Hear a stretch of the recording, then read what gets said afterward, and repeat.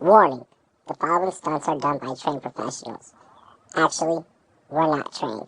Robbie is just a dumbass and decided to do a drunken fantasy football podcast. The thoughts, opinions, and takes are ours and ours only.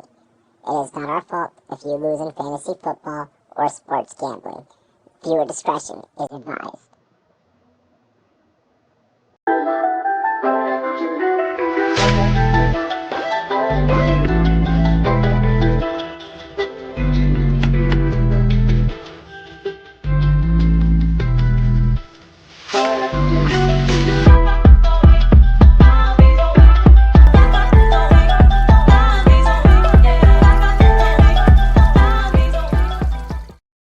What is good, ladies and gentlemen? Welcome to the one, and the only Rumboyz Fantasy Network. It's Friday night. We feeling all right? Man, we got a job to do. I am so excited to bring you guys tonight's show. We are now 5 weeks deep into the NFL. Now, like, the storylines and the narratives are really starting to build up, which means the content's really starting to build up. But then also to couple that, we are in Rumtober. That's right, ladies and gentlemen. We are in Rumtober. Head to the Rumboyz store on our YouTube channel and pick you up a Rumtober hoodie. If you don't want the Rumtober hoodie, if you want something that you can rock throughout the year and represent the brand, you can get the Pirate Gang hoodie. Ding. Or you can also get the Rumboyz logo hoodie as well. Head to the store, check out some of the stuff that we got, and promo code Rumboyz. All right, and go ahead and take 10% off that thing. All right. We have an action-packed show.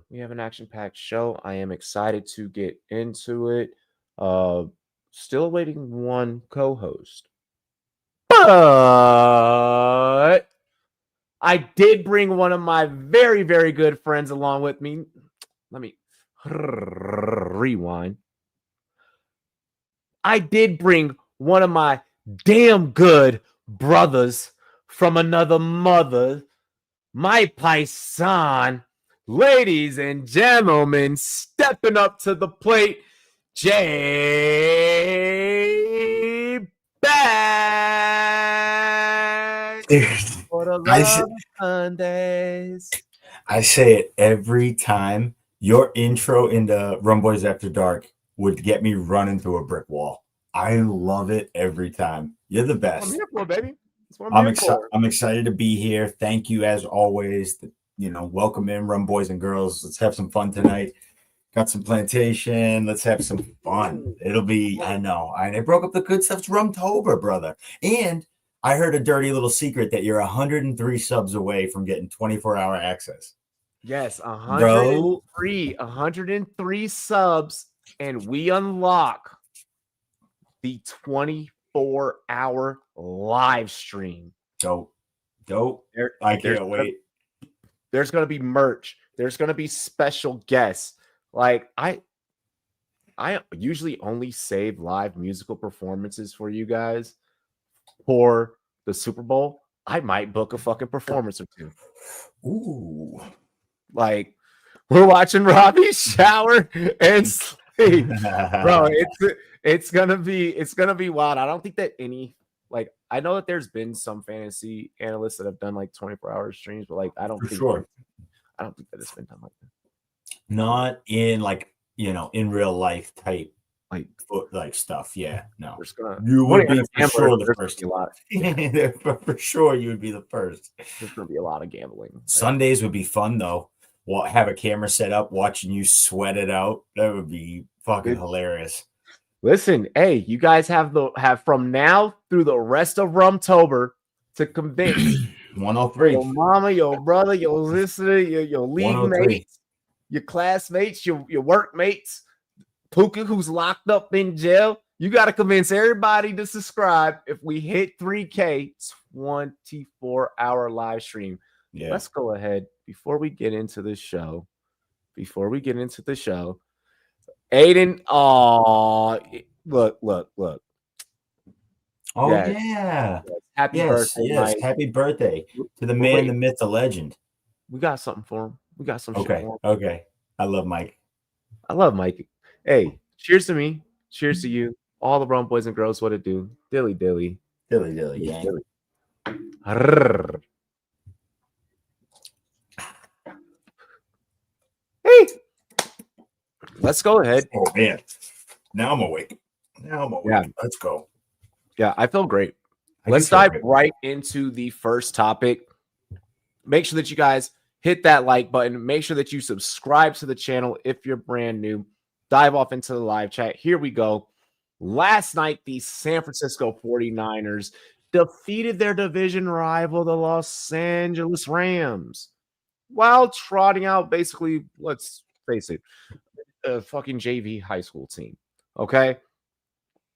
Somehow that JV level roster constructed by Kyle Shanahan and the boys went out there and was a dog, a fucking wagon for not one, not two, not three, but 4 solid quarters of football. Oh, should we include that OT? Yeah, let's throw that in there as well. My questions, okay, giving props to the 49ers for establishing dominance. I don't think it's too heavy of a knock on the Rams, but I have some questions here. Following that can of whoop ass, what are your thoughts on both sides? Is Mac better than Purdy? Recency bias, I'll say. And is CMC MVP right now? All right. Well, I'll get the easy one out of the way first. First things first, I think the MVP voting is flawed to always lean towards quarterback. But if you were to objectively say who is the best at their position and helps their team the most, you have to say Christian McCaffrey. You have to. I mean, he's clearly the best running back in the NFL.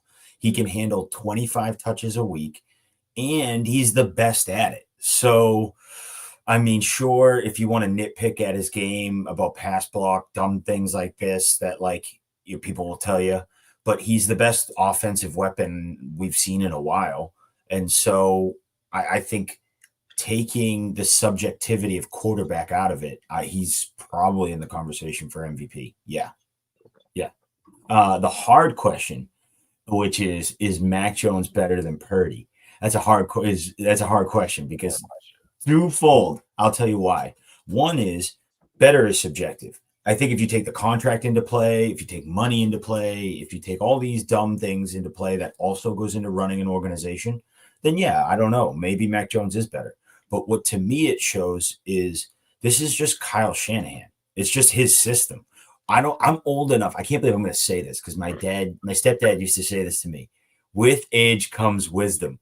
And so I'm now old enough to remember Uncle Ben.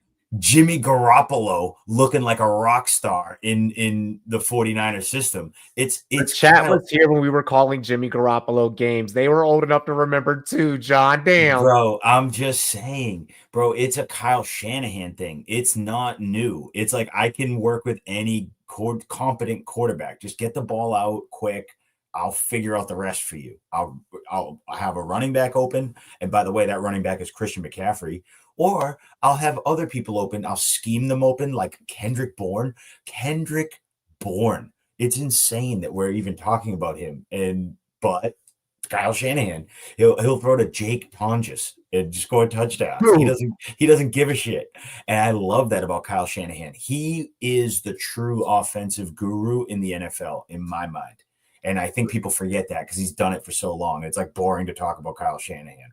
It is because I think that to the public, it's one of those things where it's so nauseating, kind of how like watching like the Chiefs, like kind of like over and over. Right. Like it's the coach of the year would always be Andy Reid if you just did coach of the year. Yeah. Right. But yeah, it's like fuck, why do you always have to be good? Why is it that even everywhere that you've been before this, you had success even when the rosters were dog shit? Dog shit. this is like this is insane. Yep. He's that good, man. Like, I think Kyle Shanahan's that good at the football. I think the way I'll tell you, this is what it feels like to me. He's just not clutching big moments. He's not clutching big moments at all. That's his monkey on the back right now. If he wins one, forget it. He'll win 3 or 4. But I think Bill Belichick, the way he understood defenses and understood how to play defense, it's the way Kyle Shanahan just understands offense. He like gets it. It's like anything he does, he just knows how to be successful. It's like, I don't know what to tell you, man. He's just that good. And you have to agree. So back to the defense too. I mean, but back to the original point. Is Brock Purdy better than Mac Jones or Mac Jones better than Brock Purdy? I think they're equal. And to be honest with you, I think they're equal in a Kyle Shanahan system. I think whatever, like it's the same guy. You get the ball out quick, throw it. I think Brock Purdy has a better long ball, but I mean, how often do you really uncork one in the NFL? So when you start taking contract into it, that's why you don't want to pay this guy. I get it, dude. It's hard to pay a number 14 quarterback in the NFL. It's like, if you're not a difference maker, it's hard to pay you top dollar. No, I mean, agreed.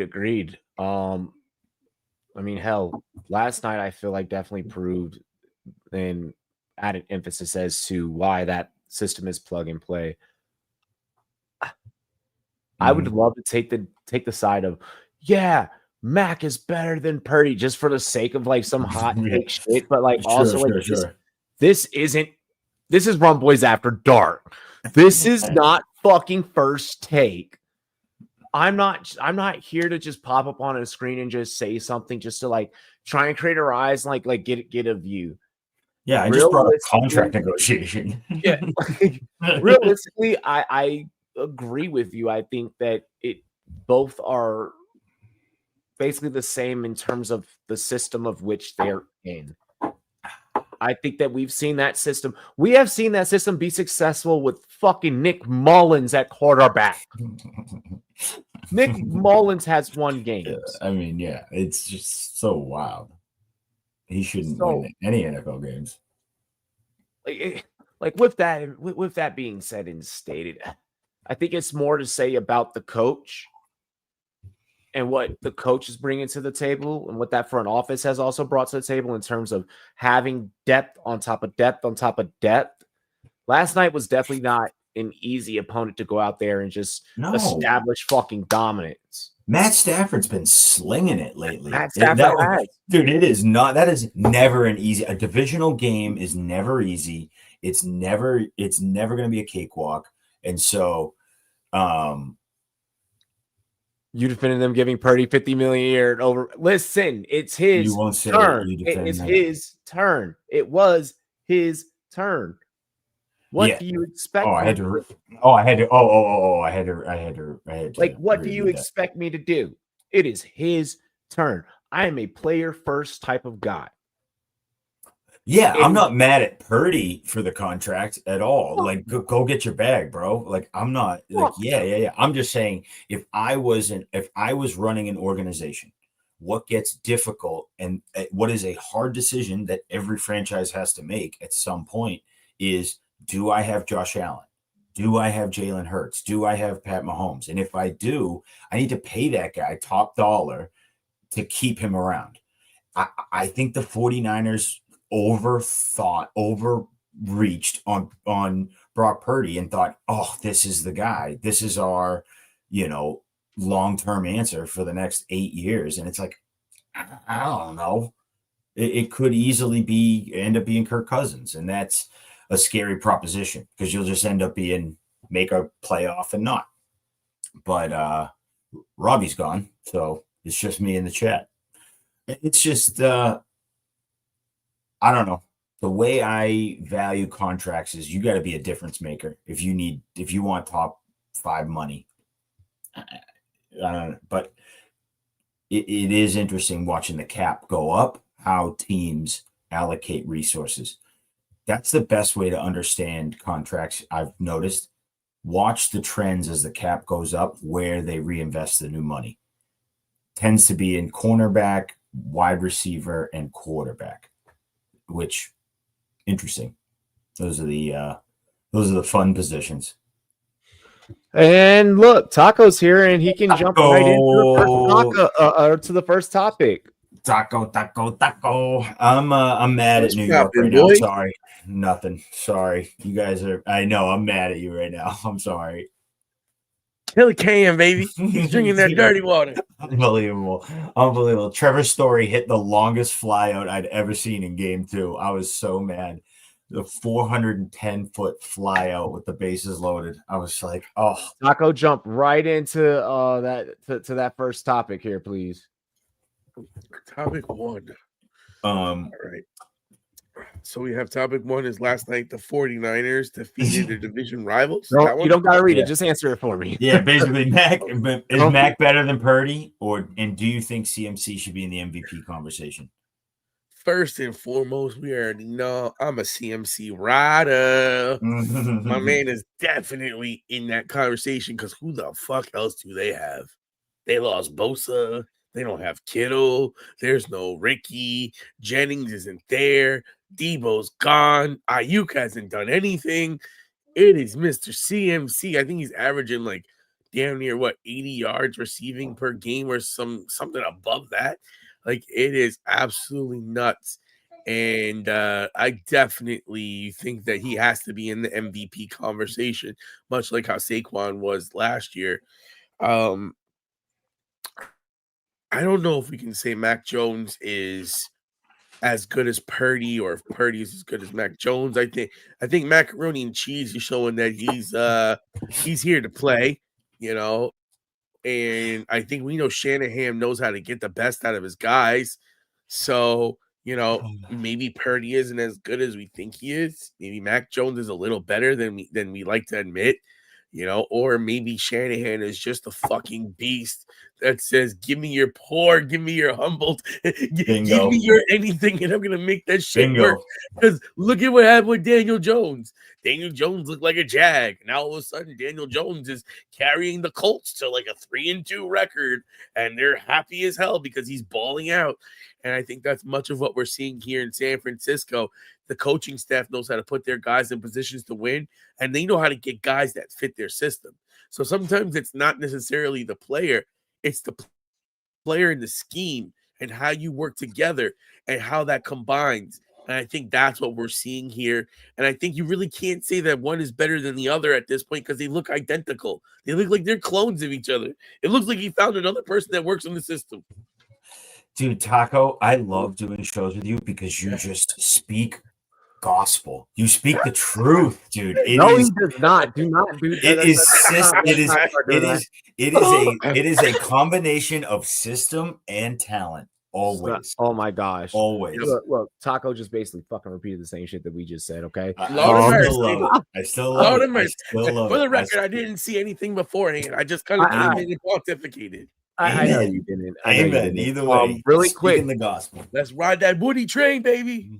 Frizzle, if this is the roster that I believe it to be based on the Discord, you can't do that. And I don't know, man. I think you get was already on this roster. Where did Tech go? Mm-hmm. If this is the roster that I'm thinking, where did Tech go? Because Tech was on this team.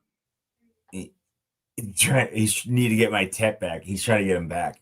So this is what I will say. What's easiest for me lately, I've been trying to do, is look at your roster and rank your guys. Rest of season, how would I do this? So if Henderson is your running back 4 on your team, and you can afford to give up that depth. My gosh. To go Frizz, get what the fuck did you do? Frizz, what did you do? Oh man. You go do it. But if damn.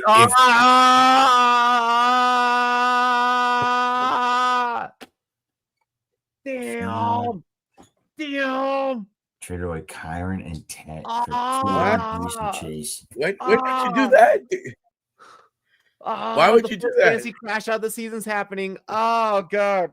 Oh god. Oh. Okay. All right, we Pay gotta cuts don't fix exist in this league. They don't. That's a good point. we Pay gotta cuts don't fix exist. this. It's just because the cap goes up. Kyrie and Tech. Ah, fuck. You know, No, it's cooked. GG's chat. It's cooked. I want to say I do feel like I have two takes that age really well. You're cooked. Don't you can't. No, I'm just joking. No, Honestly, no, Brees that's- is okay, but Keon and Chase Brown are tough ones. Those are tough. I mean, you're ones to lucky swallow. that Allen is out and Brees is going to get a little bit more of a. I think Brees will be fine. I think Brees will be fine. The problem is the offense. The Did offense. you see what Kyron just did last night? Yeah, that sucks. Yeah, you're not going to get Kyron. That's not in the back. Of course. Yeah, I mean, Chase Brown is you're not. I mean, listen, I'm trying to find silver linings here. I get it, but Brees is a league winner. I'm running away from Chase. Yeah, Brees is going to eat now with Braylon officially being out. I mean, Brees could be, but that's Brees is a league winner in a weak league. Like if Brees is your flex, then he's a winner. The Scat Pat propaganda's coming. Don't worry. Don't worry. Listen. Kyron is still shit. Yeah, listen. Of course he is, because this is again. Fuck you guys. The game of football is a combination of skill and scheme.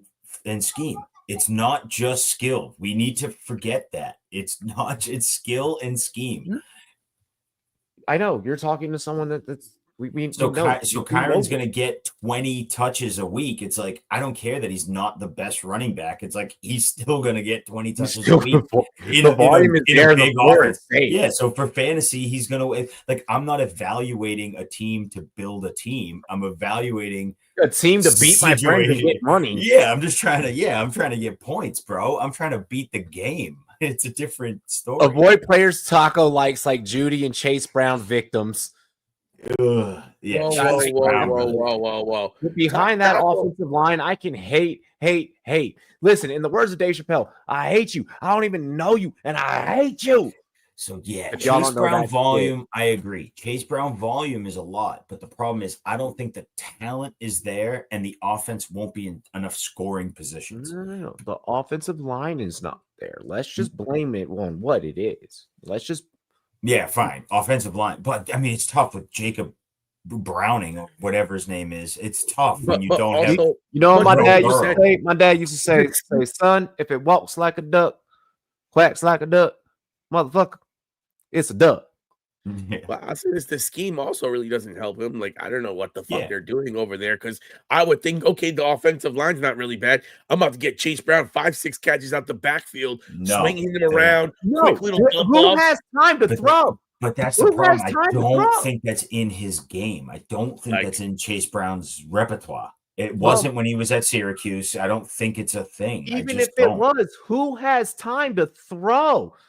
Yeah, he's got nothing. It is the worst offensive line in the league. I saw pressure. Hard to have any faith in Chase Brown. I saw pressure in under 2 seconds. I saw an average pressure the other day at 1.87. I'm like, forget it, dude. Just keep this guy. No one can survive in a second and a half. You're getting pressure. See ya. I mean, you got no chance. You have no chance. They're a turnstile at fucking left and right guard right now. It's bad. Look, y'all be seeing how some of these streamers' bodyguards be laying people out. And Cincinnati, call some of them boys up, because y'all need someone. Like, y'all need something on that front line, because this ain't working. I mean, I haven't been in a 3-point stance in a long time, but I'll happily get one if you guys need the help. John. I'm just joking. Obviously, dude, I'm 180 pounds soaking wet, dude. I'm not stopping a nosebleed.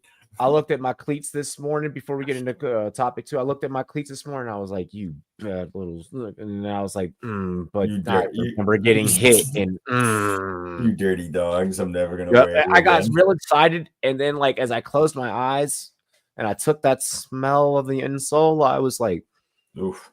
I can also hear the sound of getting cracked. Let's get into topic 2. And while we do, let's take a jet to holiday across the pond as NFL London takes place. The Browns are taking on the Minnesota Vikings. the Vikings are, let's call it what it is, decimated on all fronts. What are your thoughts on this game? I need to get fantasy, but 1-800-GAMBLE if you have a problem. Let's go ahead and get into that as well. All right, let me look up the line real quick. I like fishing for a little. I like throwing a little line out there and, seeing what we get back. Taco, you get to go first while John gets the research. Get speed security for real. Would I rather Brees or Tet every week? I'd rather Brees over Tet for real. For real.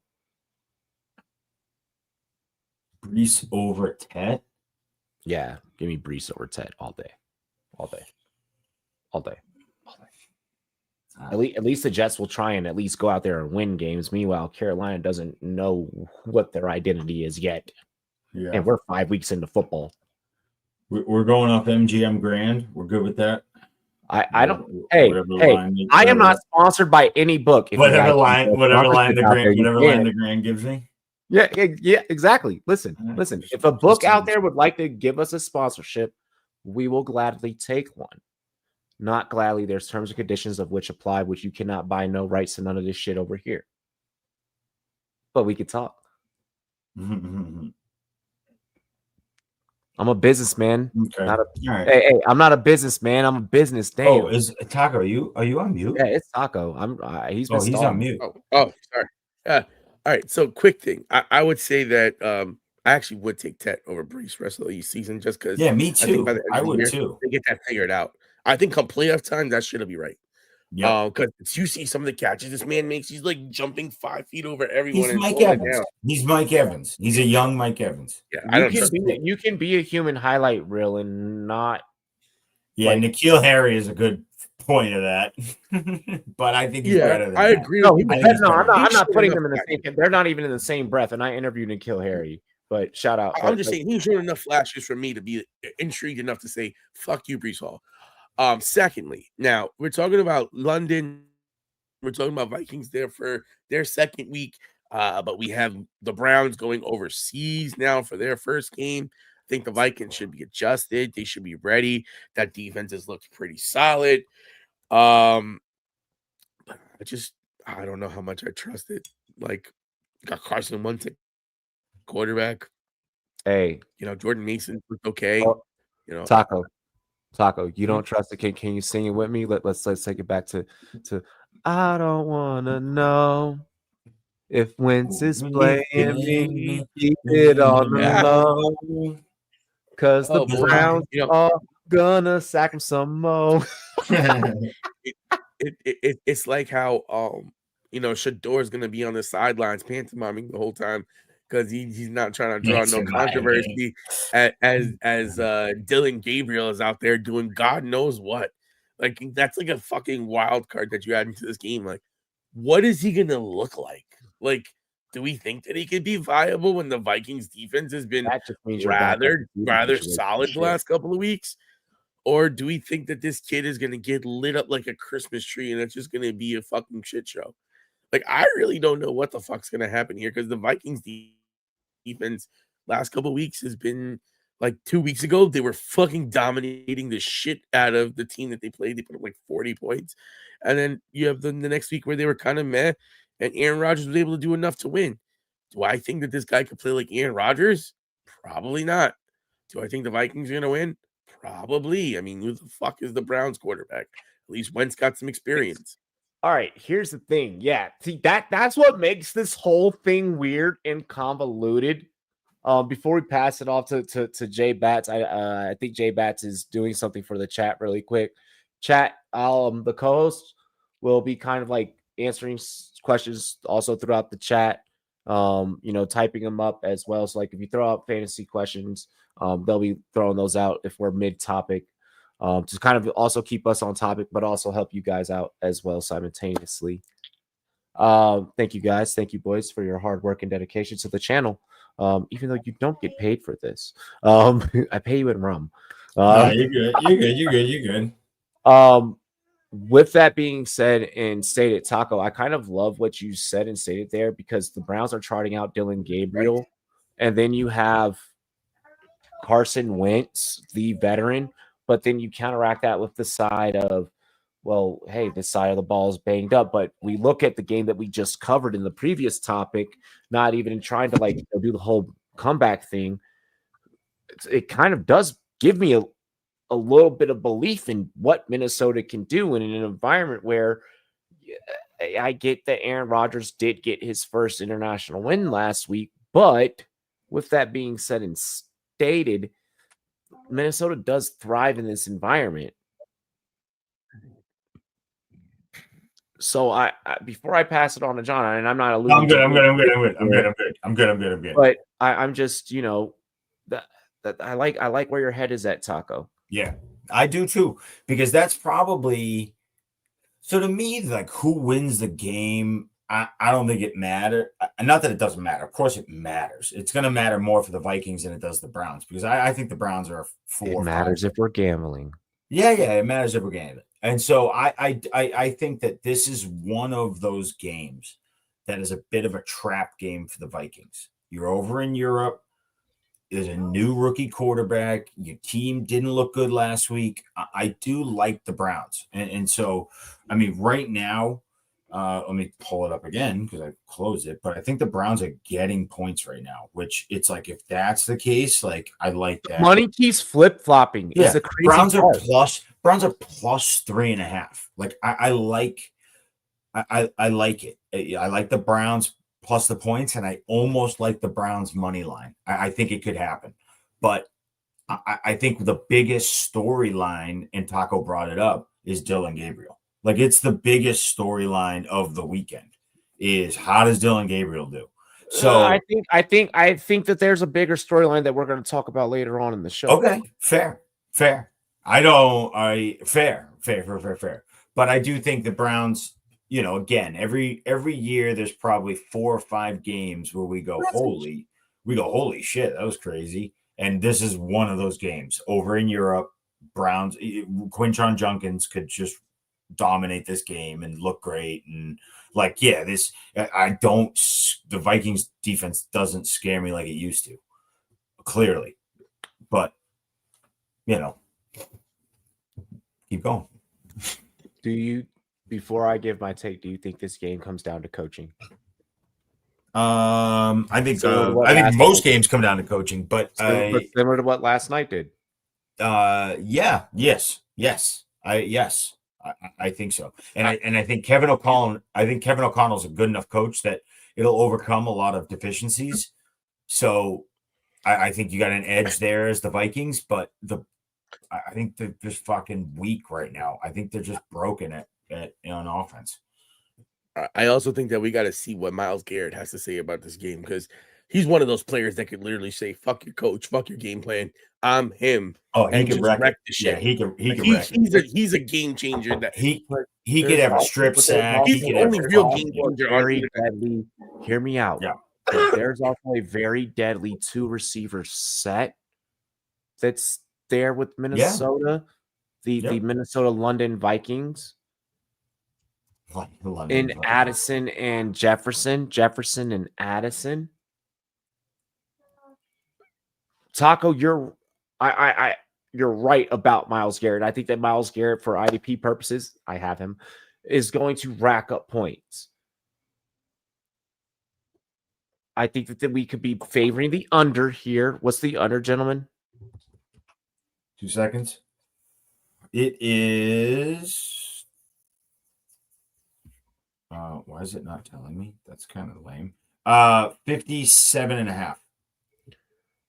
I mean, sorry, 47.5, 57.5. I'm a ding dong. 47.5. Sorry. So 47.5 is way too many points for either of these teams on international waters. Yeah, that's actually way higher than I thought. So for me, MGM had 47.5. Wow. For me personally, if I'm given a line of 47.5, I'm taking the under. I would take the under on that one. If it was 45.5, 44, I'd be like, 47 just feels like a lot. I'm gonna caveat my next couple of I'm gonna guess 23 to 17. That's my guess. 23-17. 23-17 is my guess. I'm going to preference 40 on my the nose. next couple of sentences before we close out this topic with this. Okay. Being that I am riding with the under, Minnesota does need to get back on that bike and pedal back and get a win. But I don't know, mate. You're down there in bloody London, mate. And Brev, listen, I think it's absolutely They're playing at bloody U2 Arena. bonkers, Where are they bloody playing? bonkers if we're absolutely going to believe that the Minnesota Vikings, while they're absolutely just blemished, bodies, mate, bloody bodies all over. Bro. Looks like a bloody morgue, mate. Looks like a morgue, mate. Now, with that being said, give me Cleveland to pull off an upset. I'm here to win. Wow, We're talking about like return on investment. This is a wealth management channel, not just a fantasy football and betting channel, ladies and gentlemen. Give me freaking Myles Garrett to go crazy and get not one, but 2 sacks in this affair. Let me go ahead and get Carson Wentz to throw an interception. This game's going to be just ugly. It's going to be dirty. There's going to be defense, bodies. Isaiah Rodgers at corner for the Minnesota Vikings. He's going to be doing work. He's going to pick off the rookie. It's just turnovers all over the place. It's going to come down to who has the ball last and who will have it. I think it comes down to the kicker, Schmite, for the Cleveland Browns. All right. I like the confidence. I want to take the Browns pretty badly. I think Quinshon Judkins is going to have a day. I think this is going to be his coming out party. Like it was for Ashton Genty last week. I think we're going to have a similar performance from Quinshon Judkins. I think he's going to have a ridiculous day. He's looked so good for how bad that team is.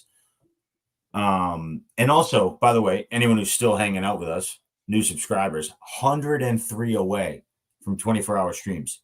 So if you want to have fun with us all the time, it is a 24-hour stream. Just subscribe. Subscribe to 24 No. We've nominated you for multiple 24-hour streams. Yeah, you guys can't do that. A man for the people. We'll let it. For the people. We'll let it slide. I'll talk to the YouTube people. He said, "I'll talk to the YouTube. I'll talk to the YouTube people. We'll make it work." For the city, really quick. Found someone who's 1-3, has Nico and JSN, but his running backs are Tony and Nick Chubb. Surely I can get one of those wide receivers off him, right? Offer Woody, Tajay, Jawan, or some shit. I would take Woody plus to go get JSN. Woody and Jawan to go get JSN, and I would be like, Yep. All yours. Take them. I think JSN's top 10 rest of the way. I think JSN's the real deal. I think on the converse side, as a JSN roster, I would laugh at you. Yeah, of course. No, you would need Woody plus like T. Higgins. But like maybe get it done. I would do that shit though. Yeah, Woody and T. Higgins, I'd go get JSN. And I could get it done. Taco, hear me out though. Hey, but he subscribes to the Rumboyz Fantasy Network. So what we also teach in these trade talks is have a silver tongue. Oh, he owns T. Higgins. God damn it.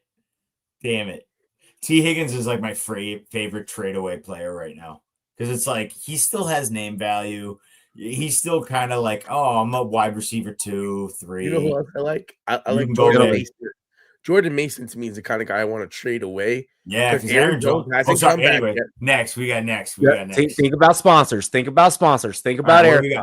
Holy shit, Taco. Give me the sponsor. No, that was my fault. Yep. We're talking. Oh, I know what we're talking. Really quick, Shop GLD. Shop GLD. Link down below. All right. Make sure you guys check out Shop GLD. You have to copy and paste the link. Like you have to do the universal copy, but Shop GLD, big ups because they've been rocking with us since the beginning. They've been rocking with us long time. They've been OGs. OGs. Our next topic. I am going to preference that a lot of things that we are going to say here with this topic, at least for myself, are going to be said with a comedic approach. You guys saw the disclaimer. All right. It's Rumboyz After Dark, damn it. Think of this as your Pat McAfee, if you will. Okay. For pour up a little bit. What we are doing. Yeah, exactly. Exactly. I know that this next topic pisses some people off. It ruffles feathers, but god damn it, it's Friday night. Robbie, have fun. You work all week, you take care of your family, you deserve to laugh. So allow us to just go ahead and dive into this topic with the greatest approach of how we can, because there's no way that we can avoid talking about it. Bad Bunny, world-renowned super mega superstar announced for the Super Bowl halftime show. This absolutely, for some reason, sent the internet into a fury. I don't know why, personally.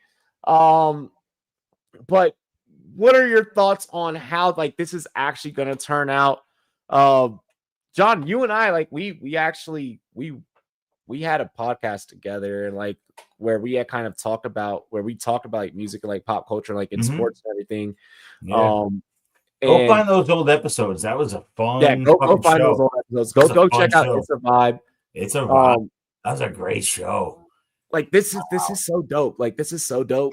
In my opinion, I think that it's honestly genuinely going to be a good performance. But what are your thoughts? Cheers.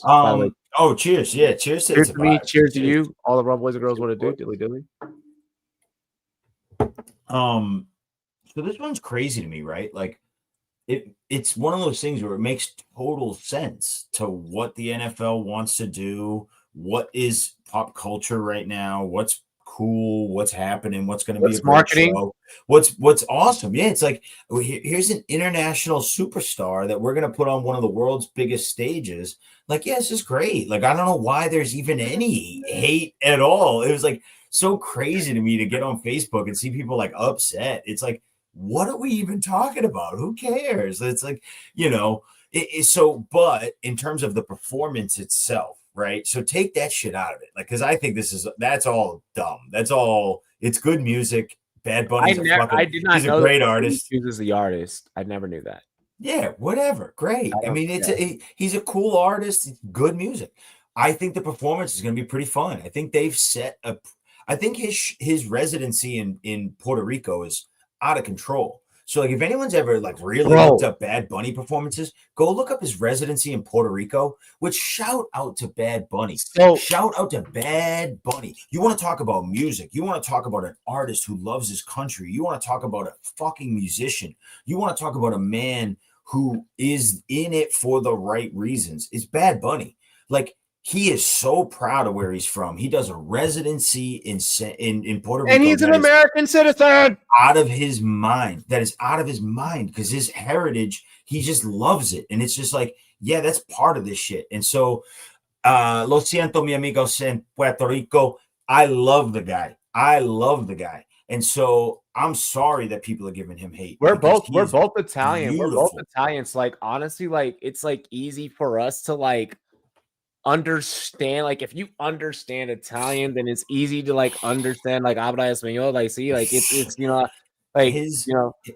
Hablo italiano as well. It's easy for me to be this is dope.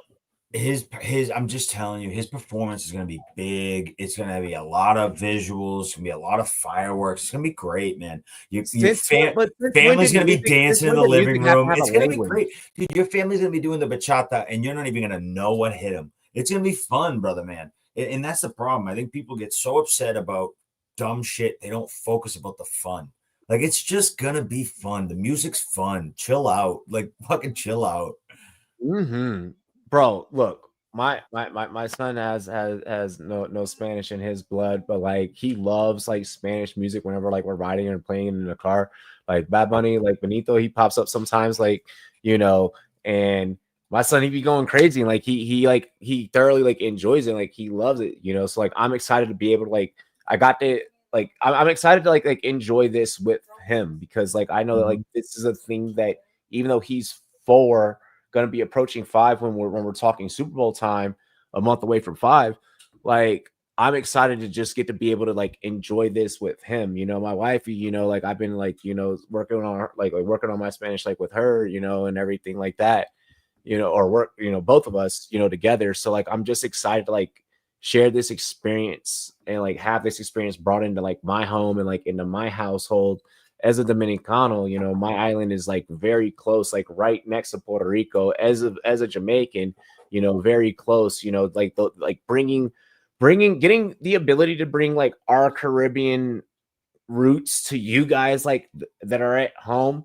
This may sound like something that is like so like just like, oh my gosh, Rami's getting emotional. No, don't do this. Like to you, but it's I promise you, like this is gonna be like a good performance. This is gonna be a dope performance. This is not the first time, surprisingly, that Bad Bunny Baby has been out at the Super Bowl. He's actually been there during that or what was it, the J-Lo performance? Yeah, he like popped out for like, Yeah. it Yep. was the Vegas one. It Yep. was the Vegas one. It was the Vegas Super Bowl. You know, so like honestly, sit back and enjoy it. Music doesn't need any translation. Like for real, we have AI that can translate the music for you now. Like we got like Gemini translate. Subtitles are about to go crazy. Yo, bro, the People are fucking subtitles are about hilarious. to go so fucking dumb. People are hilarious. Yeah. I No, get you know who I want to people that see? can't read, I want a specific camera on the person that does the sign language. That's what I want, a specific person on her. Dude, she's gonna go crazy. The sign language lady gonna go crazy. That's who I want. She's gonna be going off. Dude, I want a camera on her. I'd pay $9.99 just to watch that. It was the Miami Super Bowl, which, hey, guess what? Guess who worked together that Super Bowl? Guess who made drinks for that Super Bowl? Yeah. Oh, shit, yeah. Yes. Dude, I forgot. Wow, that was fun. Yeah, those are good drinks, brother. Bunch of I'm excited to see what this year's gonna be. Need some more cocktails? Just I do actually. Taco needs to tell us about his opinion on Bad Bunny. I feel like Taco's been neglected. He beats that 2000 Disney Super Bowl halftime shoot. I'm Puerto Rican, so I don't mind Bad Bunny. Benito, hey buddy, what do you quote in the chat? Dilly. I'm gonna preface this where my name is Taco. So let's just make sure. Let's just. This is one of the most tone deaf things that the NFL has ever done. The NFL does not understand their fan base. They have a bunch of snowflakes that cry for every little thing that happens, and you think you're gonna get Bad Bunny past them? These people will crash out over anything. Look at them. They think that Puerto Rico's not even a part of the state. They just said that they're going to bring ICE down. What the fuck are you going to do? People come from all around the world to watch this game, and now you're threatening to have ICE there because, oh man, he said he didn't want to do a U.S. tour because he's afraid of ICE. Well, guess what? We're going to show him the fear of God. Because guess what? He wasn't afraid of ICE. He was afraid of Latinos coming to his show and getting snatched up and taken because of that. I'm just saying, let's make sure that we preference what correctly it was. He didn't want to be responsible for people getting snatched up. 100%, but you're not understanding what's going on in this country right now. This is not an accepting time for people of his kind. And as much he's as American, what the fuck are you talking about of his kind? Rob, but I know what Taco means. I know what he meant. I know what he meant, but I'm like, hold on. But you're not, if you're not seeing how bad and visceral the reaction was, because he is an American. And guess what? They don't even fucking know that. Literally. No. And honestly, I'm afraid that now they're going to politicize this event and strip away one of the what shining the Super Bowl actually is. And what bothers me is it's not that Bad Bunny is a bad performer, and it's not that I understand they want to expand the game internationally. And not only does he put on a great live show, as we've seen from his Amazon Prime performances, and he brings in an audience that comes from around the world to hear him. But the snowflakes are going to sit there and fucking ruin every single part of this because they're going to complain that he doesn't speak English or he doesn't do this or he doesn't do that. And that is my biggest fear is that, you know what? It's like, this is like the Kaepernick stuff all over again. Because, like, God forbid the man takes his knee. Now, all of a sudden, the game has become about this. And it's sad to me because I don't think Bad Bunny deserves what he's getting from the people or the people talking shit or all the nasty memes that they have going on. And I'm worried that when you start turning it into we're going to send ICE out there and make them feel some type of way, all you're doing is just making other cultures that look at us and want to get included in this game look bad.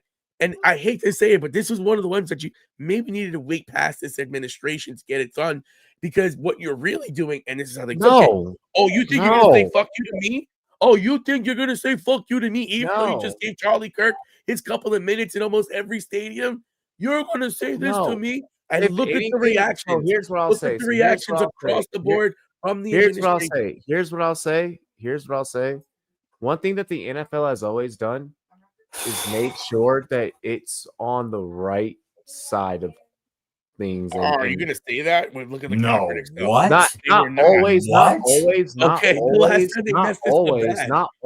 Not always. But I think that with this, the NFL is like, we're not going to tell us what to do. We're going to do this our way. We don't give a damn. Also, you're not telling Jay-Z with his $1 billion. I'm sorry. Like, you're just not. Like, you're just.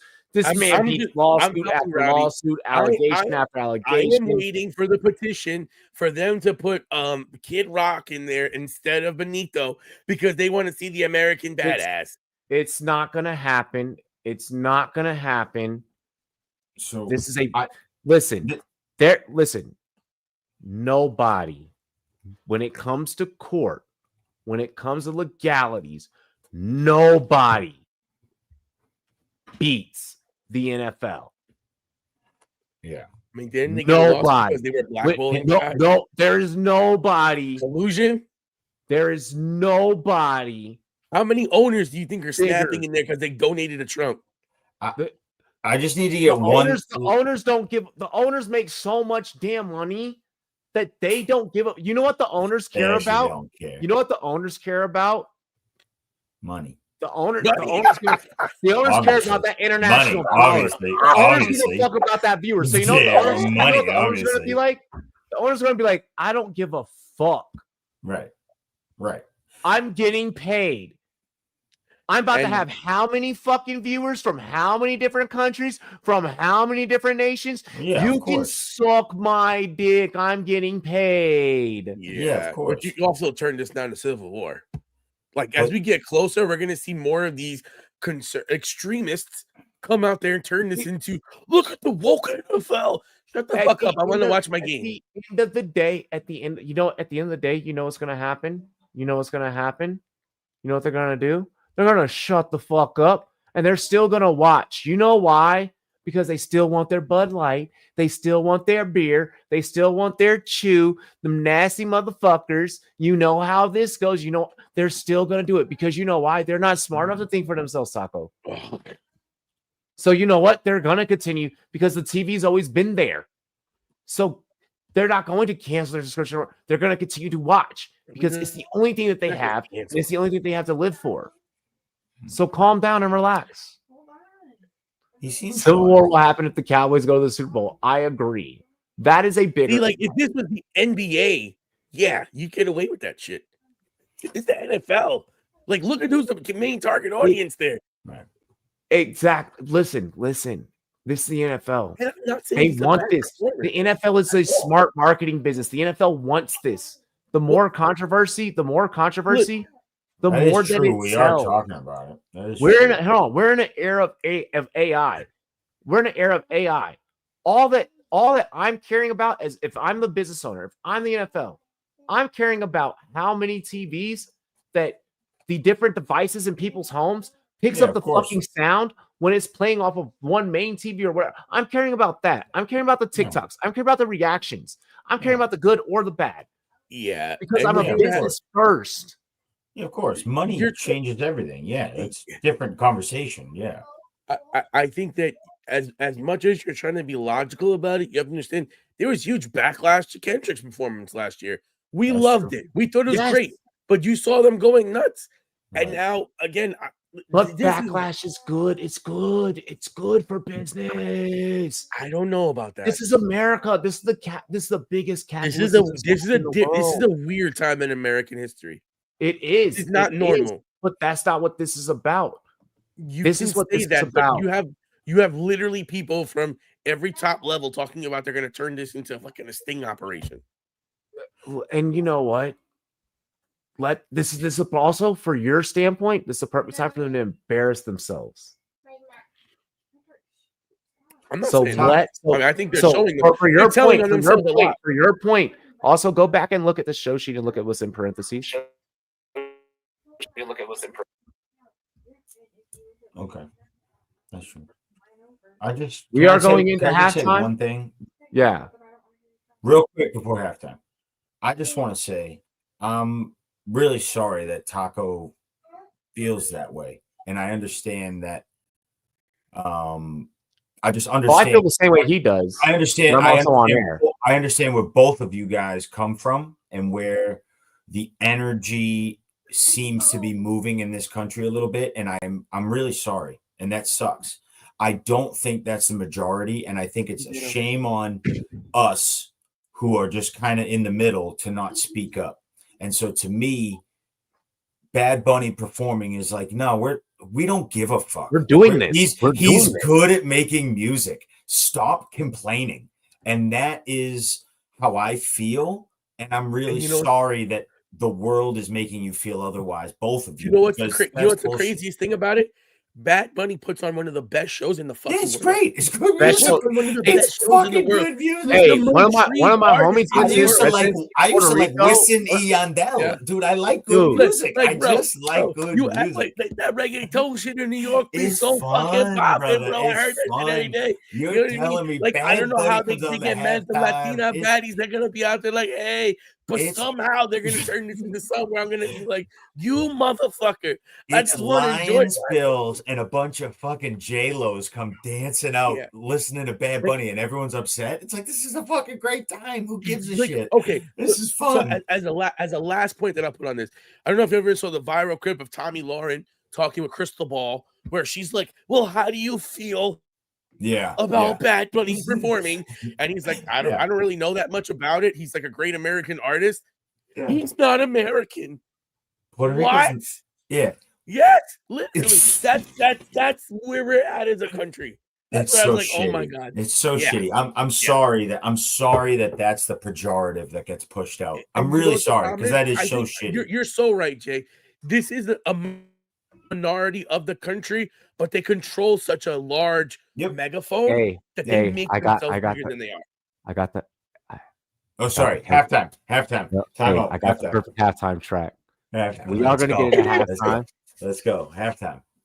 Second half, baby.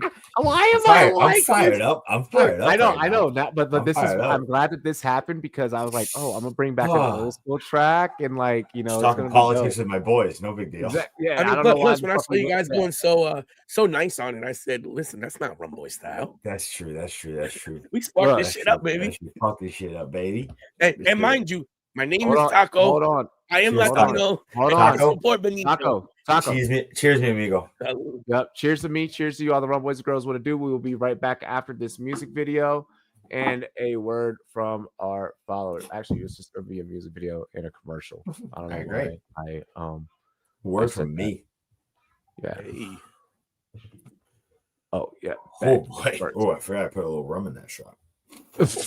Hello. Not just from that brand. Mute your mics. Oh, I hope you guys didn't hear that.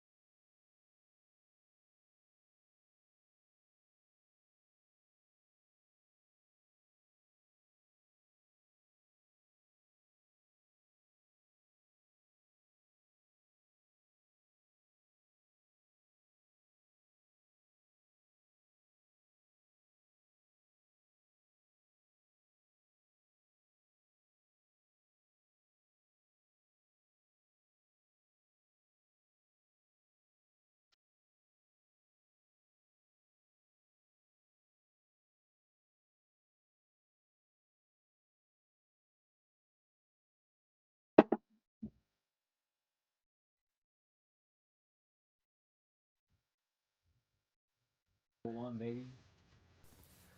What is good, ladies and gentlemen? It is your boy El Capitan Robbie J of the Rumboyz Fantasy Sports Network here at the NFL Players Association 2019 Rookie Premiere with Nate Bosa, with my co-host Ty Boogie, all the Rumboys and girls out there tuning in. We are sitting down with the number one draft pick, The one and only. the one and only Kyler Murray, Dwayne Haskins, Hollywood with Drew Lock, no other than Andy Isabella, Miles Boykin. We are sitting with Benny Snell Jr., Easton Stick, Bryce Love, UGA's own the big dog of the Bulldogs, Riley Ridley. How you doing? It's Friday. We all got jobs. We got an interview to do.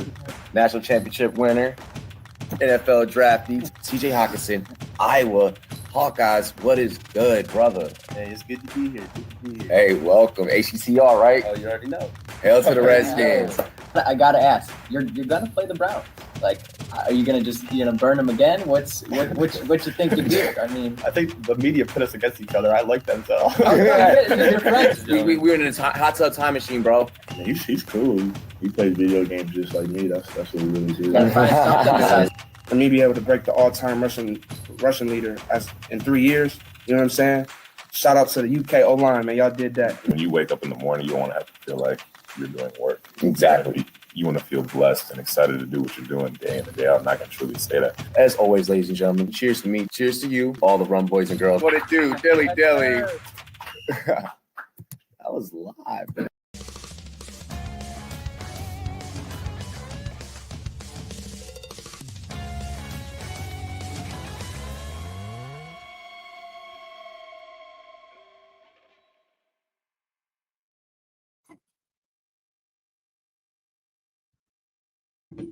Welcome back, ladies and gentlemen. Go. Let's get it. Yes, we are back. We are back. I'm so excited. My mic muted? Nope, good. you're not. No, All right, good. Sorry, You're good. You're good. You're good. Yeah, it's so funny going back. So I just want to give a quick shout out to that quick little snippet video. That was back when I was just a little writer and scout for you. And that was such a fun year where you got to, go do these rookie interviews at the combine. It was sick, man. And I just want to give you a shout out because I don't think people always remember, like, we're OGs in this. Like, we were about that life. And it was, really fun to see, guys like TJ Hawkinson still in the league, like all these, whatever. I mean, hey, not everyone makes it, but it was fun to see Deebo Samuel, another one, like legit superstar that, you were interviewing. I remember those years and it's dope, man. Be proud of yourself. Thank you.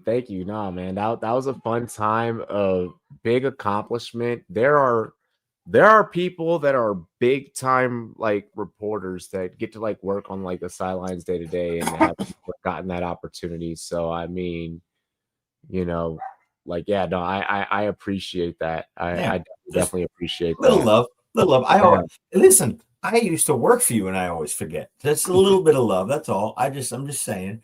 I appreciate kudos to you, that. you OG. Kudos to you.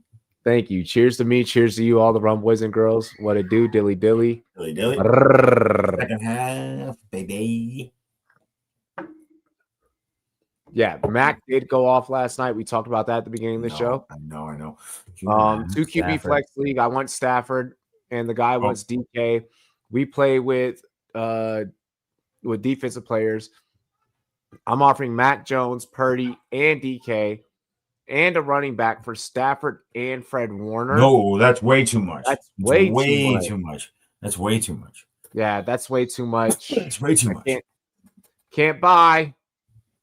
Can't unless that defender is scoring like fucking like rip Dwayne. Yo, like Dwayne Haskins, man. Rip Dwayne Haskins. So there's a kid, perfect example of talent and system not lining up. Because I thought Dwayne was so talented. He had a fucking great arm. Great arm. But really quick, when you see these kids really these days, really quick, 3 years later they pop off. Really quick. I have not and honestly, I probably should have taken a moment to leave the show with this. And you guys kind of putting Dwayne in the chat brought it up. I have not gotten an update on RG3, but our thoughts and prayers are with him and his wife and his family. He was involved in a car accident today, about 3 hours ago. So, you know, he's never said anything bad about me and never said anything wrong about me, and we've gotten to interact together through social media. We haven't just gotten to interact in person. So I just want to, I just want to kind of throw that out there and send my thoughts and prayers, because I know that if it was me and if like the boys put something out about me in that predicament, he would reach out and he would at least like comment or say something. So I want to do the same thing, because you do that for your fellow human that gives a fuck about you. So I want to keep this show rocking and rolling. Yeah, let's have some fun, dude. It's second half, dude. Like this topic is interesting. Okay, what we got next? Robbie? Talk to me. I guess they got their swagger back. We are talking about the New York Giants. The New York Giants have found themselves a new type of moxie. All right, it's that, as Will Smith said in MIB, it's the new hotness. All right, the new hotness, the creatine Caucasians, is what social media has dubbed them. That's such a great nickname. Oh, I thought that was for Volpe. The creatine Caucasians have absolutely swept the NFL and social media over the last week. Are we buying or selling the hype on this team underneath their new regime? Players on Taco. Take this one away. Offense and coaching your boots on the ground, Taco. Tell me, talk to me. What's the vibe? I would like to say, I posted on my social media in the beginning of the year, felt like Cam was going to be making his way into a big time role because of that fire that he plays with. This man runs through people like it's his job.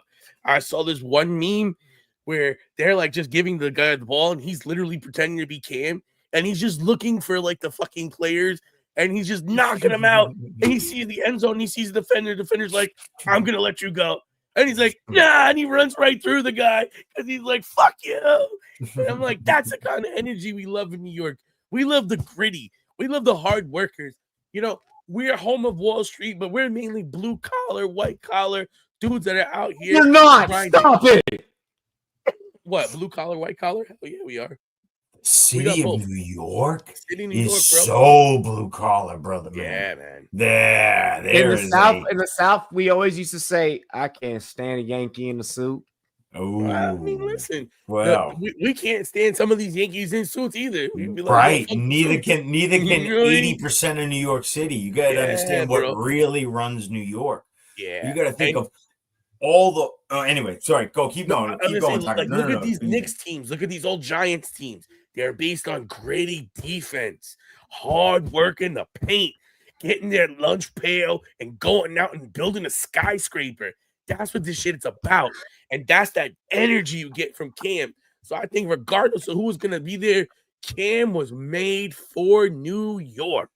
That dude wild. He's wild. And we fucking love it. Now, Jackson Dart. This dude is like Mr. Playboy, bro. Out here, I see everybody copping the memes of like Jackson Dart throwing signals at Madison Beer. I'm like, Jesus Christ. Hold on. Hey, can I we're going to do this Mac Jones style. Jackson who? Whoa. Ooh. Hey. Hello, Mr. Dart. What's up, bro? Hold on. You have the Guardian cap on in that picture? That's hilarious. If he has the Guardian cap on in that picture, that might be worth extra. No, this is him at Ole Miss. Oh, okay. What I will say is that, but it's his Giants rookie card from me and Robbie had talked about this on Gold Line Goons before. I was more bullish on picking him up because of the rushing upside from a fantasy perspective. But from a real life NFL perspective, he went to school in Ole Miss, and Robbie has highlighted this more because I don't watch college. That was a pro style system that he was playing in, which allowed him to kind of come in and I feel more comfortable. And what we saw in that first game was a dude that looks like he knows how to play. Like, he just has that gamer feel, that vibe. Like, did he have the best game? No, but when he needed to play, he made it. When he's out there to do something, he could break it down with his legs. He could tell that receiver, come this way, and snap that throw to him. And is that Cam? Hey, but guess what? Guess what? That's a Cam rookie Halloween. You got a little craziness going on right now. You about to just get another jersey, aren't you? You about to switch sides. You about to come over to the dark side. No, bro. I have so many. I have so many commanders, bro. You got to add Abdul I Carter. have a Doug Williams, bro. I have a Doug Williams, bro. I'm so sad. I'm so sad we only had to talk about the two white guys because New York is such a fun team right now. Overall, they're just fun to talk about. Fucking John. I'm like so mad because it's like, fuck, dude. I love the NFL is good when New York is relevant, and it's fucking great, dude. I love it. What? New York is a major market. You need a major market team in any sport. It's a great Washington. Stop. I'm just saying. Don't do this. I think we're a topic. Let's not do this. No. So okay, so let me stick to Cam Scatterboo and Jackson Dart because if you want to talk long term, Jackson Dart's the most important. If you want to talk short term, Cam Scatterboo's great. And to Taco's point, like I do think there is this gritty, real side to New York that needs to breathe. It needs to nut live. Up or shut up.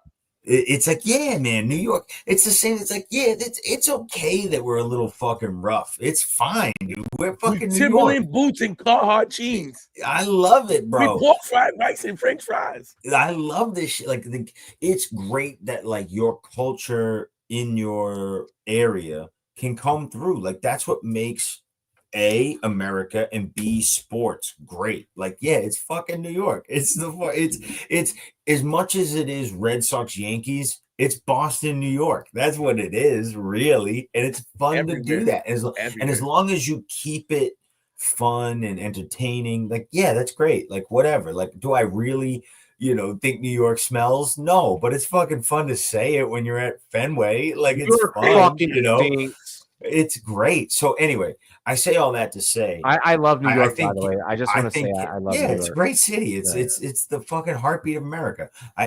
But I do think Cam Scatterboo is perfect for this city situation. He's perfect for it.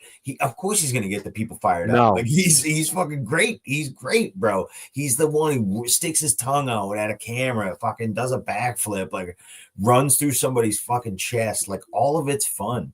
And it's that's what New York needs right now. They need a new Odell. They need someone to kind of get behind that's fun to watch. And I think Cam Scatterboo is going to be that guy. Long term, Jackson Dart, in what I've seen in college as a prospect, how I scouted him, and now what I've seen through preseason in one game, to me says he has legitimate potential to be like him, to be like that guy. So I think it's going to be one of those things. I think he's going to take a while. He's younger as a prospect, you need to remember. And I think he's going to take a bit. But in a year or two, we're going to talk about him like we do Justin Herbert. It's going to be holy shit. He's a top 5. He's one of the better quarterbacks in the league. And he'll have a couple years where it's tough. And he's quarterback 16 for fantasy, quarterback whatever. But then he'll have a year where he's quarterback 2. And you're like, what the fuck? And it's Malik Neighbors went off. Fucking whoever went off. Whoever they draft. Whatever. It's you got to remember, for long term, for dynasty, I guess what I'm saying is, if you're in any sort of long term league, invest in Jackson Dart now, because I think he'll be one of those guys where you're like, I can't believe we're not starting him. What I will say, this is not just to be and boost the value of the shit that I have of these players. Yeah. Both like fantasy and like having like the cards and Right. everything. Yeah. Look, the moxie, the swagger, just everything to do with the culture and the direction that they're about to take it. One, it saves Dayball for an extra year. All right, it saves Dayball. It buys them some time. It shouldn't. Yeah, and it should, because this fits the mold a little bit better and works a little bit for Dayball in terms of when we talk quarterbacks, and what actually New York needs. I don't think that. No offense, I get that he's balling in Indy. I think that has to do with also time in the league, and I think that a lot of people are just like new location, like that's what it is. I think a big thing is maturity. You're right. I think a lot of it has to do with maturity. Maturity and preparation. Yep, I always said that about Daniel Jones, that's what was missing. So with that being said, and with that being stated, where when I look at this team here with New York, this matches up. This aligns more. This is where Dayball unlocked Josh Allen. He can do that with Dart because Dart has the ability on his feet. Yeah. Daniel Jones had it, but Daniel Jones didn't have it up here yet. Correct. Because he played at Duke and came from a silver spoon-fed family. He played at Duke. I met. And I loved it. He played at Duke and got overdrafted. So he felt like he was bigger than he was. No, he didn't. He knew. But the thing is, listen, you can't take a person and a kid like that and just make him a fucking instant starter leader of a team. No. He needs to develop and fucking grow. He needs time. He needs reps. Have the personality type that Jackson does. The Giants ruined this kid. The Giants ruined this kid. He also didn't have the personality type that Jackson does. Jackson has that. I'm gonna put that shit on. Jackson. Not with that. The way that the Giants handled this draft is how they should have handled the Jones draft. You should have taken a pass rush or someone with that sixth pick and then trade back up for Daniel Jones because you put unnecessary pressure on him. And then you didn't give him consistency of a good GM nor a good coaching staff to build around him. And then I'll say what I said in 2019. I will say it again. They should have never even did the Daniel Jones pick in the first place because he never was. We all look. You've ever hired someone for your company or done like a hiring interview and like you've just been like great accolades, great awards, great everything. You're not a company fit. I don't think that he was just a team fit. I think it just came down. He was not a team fit. There's something that was also underrated that happened for Jones, and that was his time in Minnesota. I really do believe O'Connell and being around that for some period of time before going to the Colts did help him. Because look at what he was able to do with Sam. That's what we're saying. Because now you play under Sam for a little bit. I forgot about that. I forgot he went over there. That's a good call, Taco. I completely forgot that. No, I baked that into my coaching and scheme has more importance in the NFL than we give credence to, and maybe there's small little things and that he's able to pick up. That's a massive unlock because he always had this kind of talent, but he couldn't figure out how to consistently use it. And here's the thing too that I know goes unwarranted and unnoticed because most people don't even think about it. Like guys I know who played in the NHL, when you're on the edge. Right. And it's like, oh, dude, you get bounced around from a couple teams. You're like, oh, dude, my career might be over. Like you figure it out. Like you fucking change something. You're like the maturity. You're like, hey, man, I either fucking straighten up and become a pro or I'm fucking changing tires at Valvoline. Like these guys at one point have to make that fucking hard decision. And listen, looks like Daniel Jones figured it out and was like, I gotta be a pro. Magic Maxon, what the fuck? He's talking about hockey. Oh. Dude, I can't believe the fucking money that's getting thrown around in hockey right now. It's ridiculous. Hockey's becoming big time. It's ridiculous. It's so funny. A bunch of my buddies were texting me. They were like, "Fuck, we grew up in the wrong era." I'm like, life would be different. Life would be totally he said that's different. UFC. I said main event chatter. Casual and I haven't even. I'm telling you guys. Are you ready for UFC chatter? Oh, I haven't even gotten into that yet. My bad. I thought. What's next? We'll just start throwing out random hockey names. I'm like, I don't know who the fuck. Yeah, no, throw out a hocky name. Let's do it. Do it in the chat. Flex slot play of the week. Ooh. How are we trying to win the flex this week? That's a great question. Pick your favorite lineup, pick your favorite flex, and let's run it. Let's try not go casual flex. Okay. Oh. You want to go deep? Can I use Woody Marks?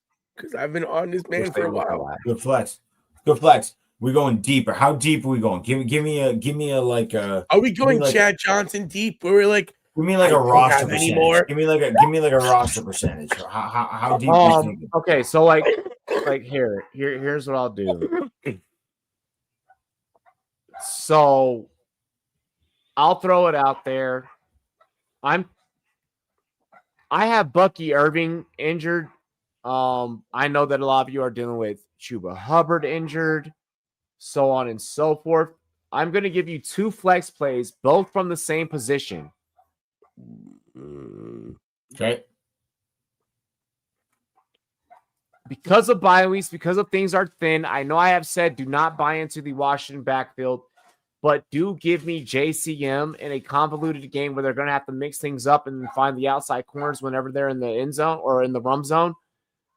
That's where JCM shines. That's where Bill gets the most touches. That's where Bill actually gets it done. I do have Bill at least giving us about somewhere in the neighborhood of 15, 16 points fantasy-wise. I think he outscores his projection of 13.2 right now. At least that's in the league that I'm in. And I'm also going to keep it real with another running back. I am going to go Rico Dowdle because I know a lot of you are missing Chuba Hubbard right now. I'm willing to plug and play Dowdle into the flex if I am missing Hubbard. That's the situation that I am in. That's the situation of how I am playing it. It's an easy plug and play, and it's one that I definitely want to tag. Is Dowdle the best ball carrier? No. But Carolina likes to try and open up the pass by dedicating to the run, and he's going to get the first couple of touches throughout the first three quarters. Hopefully Carolina can honestly just keep things close enough against a team like Miami. Do we really know that if Miami is going to be firing on all cylinders without Tyreek right now? I don't think that we've had that question answered. I think this is actually a closer game than what we realize.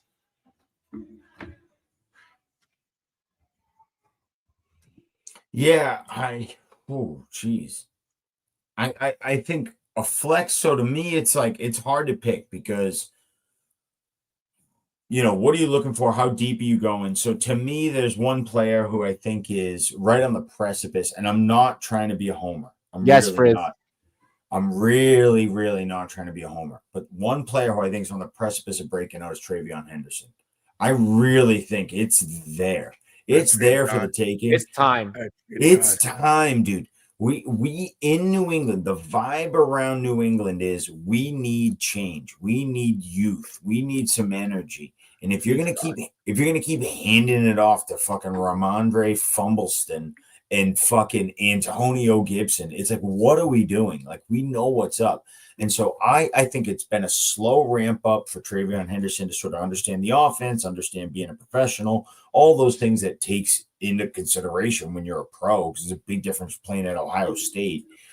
I do think this week against Buffalo, the first couple of weeks were a fucking horrible run defense. Last week they played really well, but other than that, they're not good. They were 30th in yards per carry. I think you got a chance with Travion Henderson. He's someone pretty deep that I would throw in my flex and feel fine.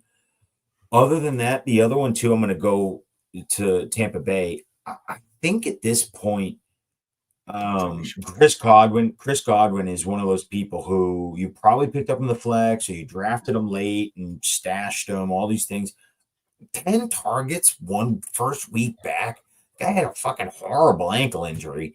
I think he's just the man. I think he's just a fucking hardworking, like we talked about earlier, blue collar, grab your lunch pail, fucking go to work guy. And so you're going to tell me 10 targets? If all of a sudden he goes 8 for, 88 and a score, would I be shocked? No, not at all.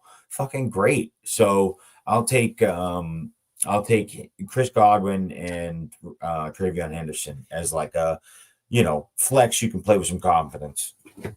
I like those calls. I'm shocked that no one has came back to NFL London. I might have to do a third. And I got a dirty third.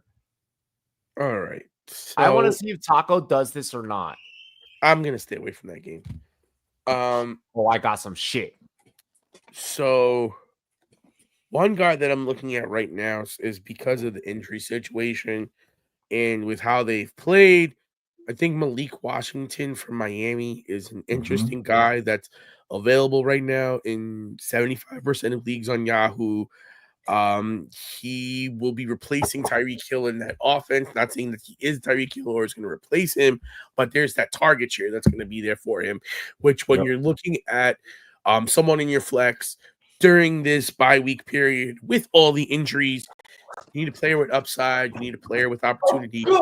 And I think that that's what you're looking at with Malik Washington this week. So I am putting him in my flex. I don't know how confidently I'm putting him in my flex. I like it though. That's a boom. That's a boom play because he's a fast motherfucker. He can move. That's a good play. So he's going to be someone that I'm looking at. The second one, this is again another ballsy one.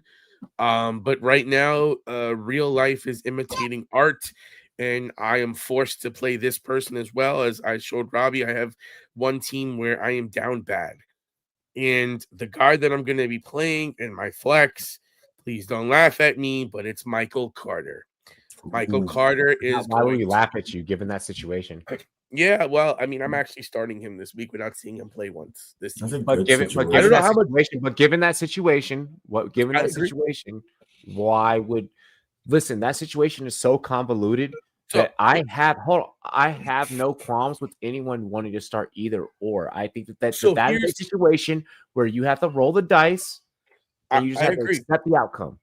Okay, I agree with you, and that was kind of where my point was going to go. Is that it is a sticky situation, but from what we've seen last year, DeMarcado and Carter were both on the same team, and Carter was getting a majority of the snaps and playing over him for a majority of the time. I believe he was only averaging under 4 yards to carry. Carter was on the practice squad, so he wasn't suited up.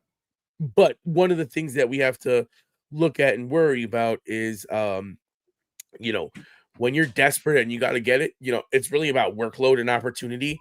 And I think that's what we're getting with Carter. Do we know how much juice he has this season? Do we know if he's going to be able to hold off DeMarcado throughout the game and the game flow? That's really going to be subjective because they're both going to have a role. They're both going to have opportunities. Can it be a game where maybe Carter falls back a little bit because he doesn't look as good? That's a possibility. We actually haven't seen him in game action. So to me, I'd normally like to see a guy a little bit before I put him in. This is really just an analytical nerd type play, like look at this, his target share should be here, he's a decent player, he's going to start, this is what the numbers say, and that's what we're going with, and that's what we're kind of banking on here with Michael Carter, and that's what I'm banking on, because again, he's available. He's only rostered in 36% of Yahoo leagues. He is projected to possibly be a starter. Cannon said they'll both have a role, so it's a dart throw that I'm taking, him in Washington. Here's what I'll say, Taco. And this is, I just want to get this out of the way real quick because it's important. You got to remember, right? Like when you haven't seen someone play in a while, you haven't seen Michael Carter, he's been on a practice squad, whatever, right? You have to remember a couple things. One, you have to remember him as a prospect. He was with Javonte Williams in North Carolina. He shared a backfield with Javonte Williams, who, by the way, is having a fucking monster year. Good for him. And it's like, yeah, he was as good as Javonte Williams. Like, he's a talented running back. Like, he's great. looked unbelievable in college. Coming in as a prospect, I was having conversation with guys, how good is Michael Carter?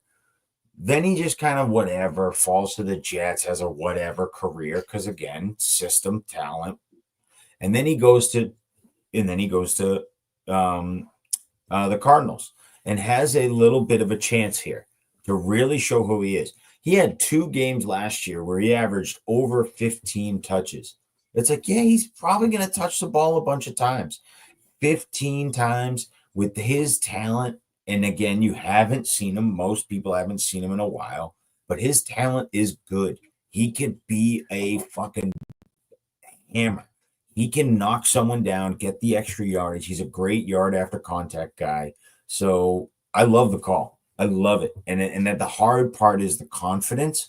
And I'm just here to say, yeah, have some confidence. He's worth fucking playing. He's worth it, man.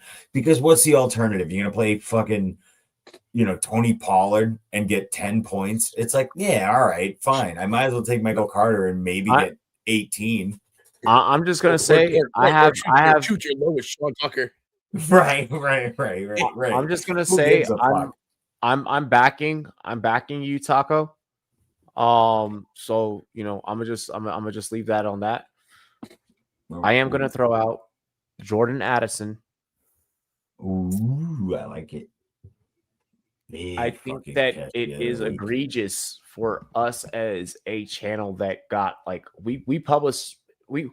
last year we had published a Jordan Addison clip, and that clip had went fucking dumb.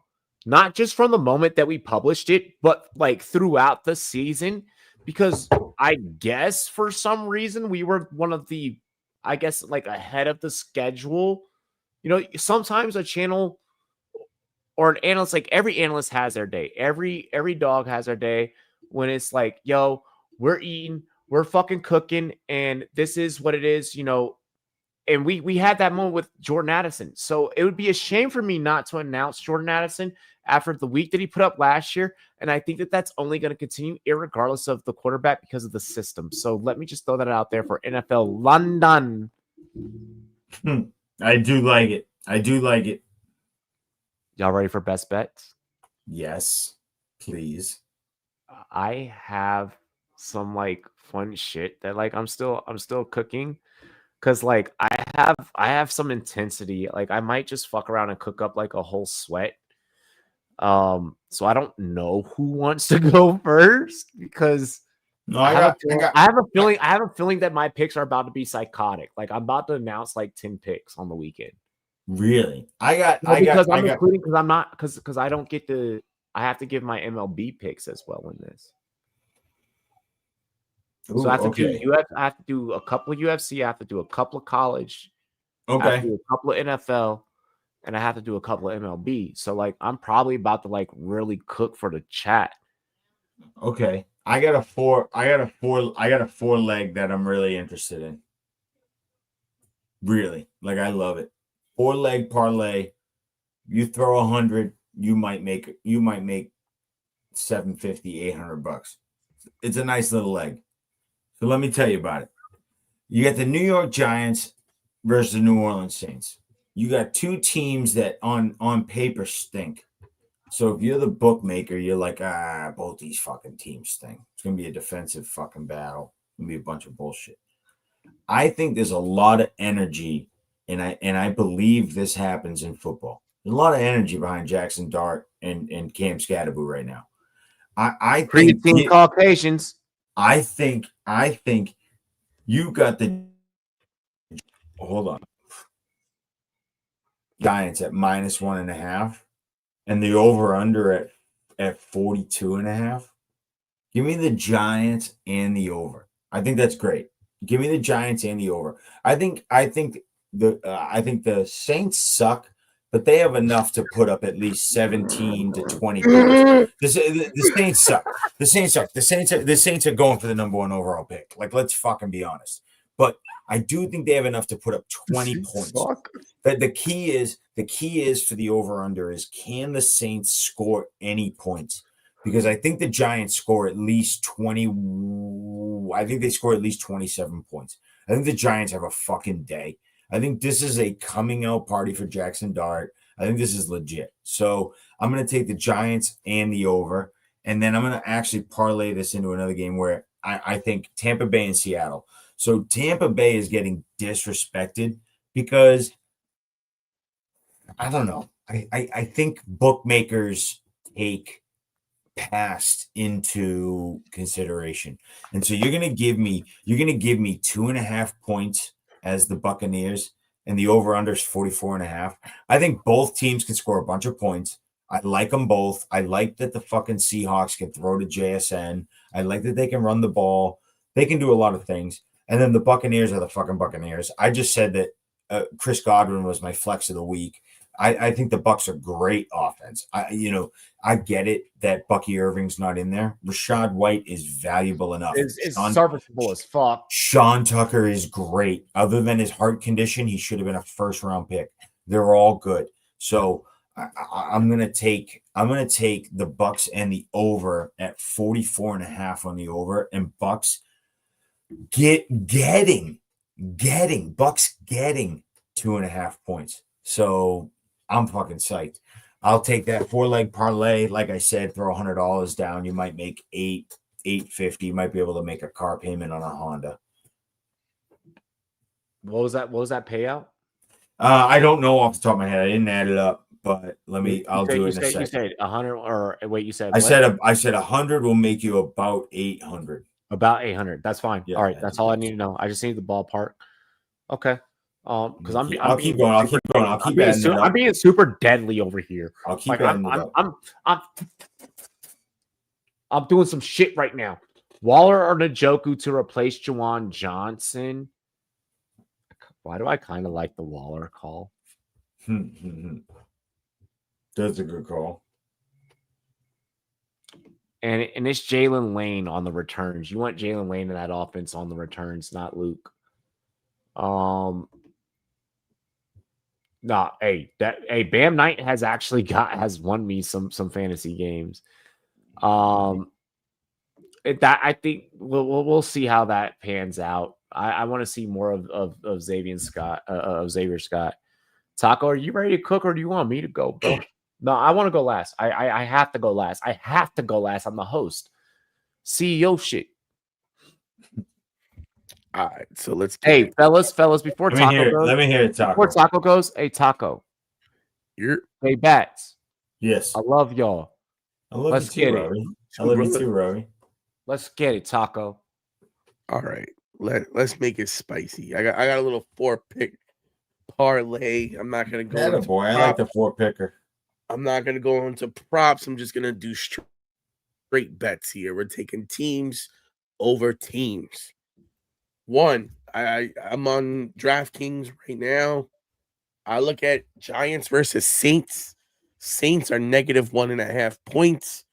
Giants are plus 1.5. I'm taking the Giants straight up at plus 100.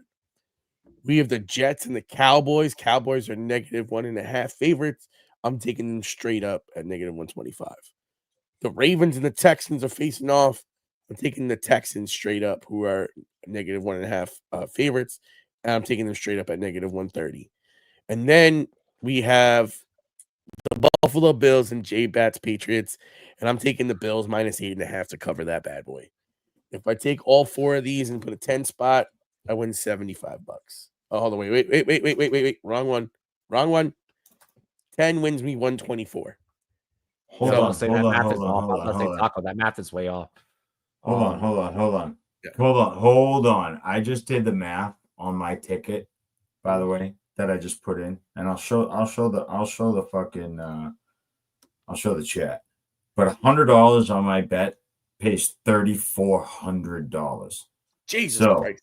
So I have Tampa Bay and Seattle over 44.5 points, which I think could hit. I like that over. Then I have Tampa Bay Buccaneers to win the game. Then I have the New York Giants to win the game.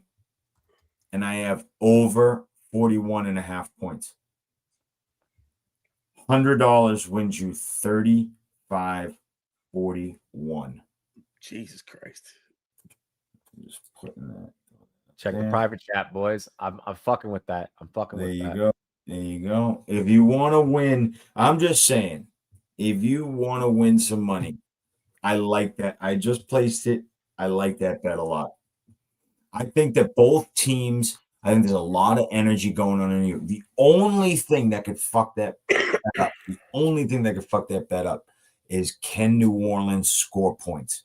If New Orleans can score some points, the over will hit. Because I think the Giants are going to score at least mid-20s, high 20s in points. I think the Giants are going to have a day.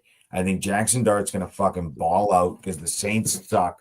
The question is, can the Saints score at least 17 to 20 points? If they can do that, then the over hits. Other than that, I think you're in trouble.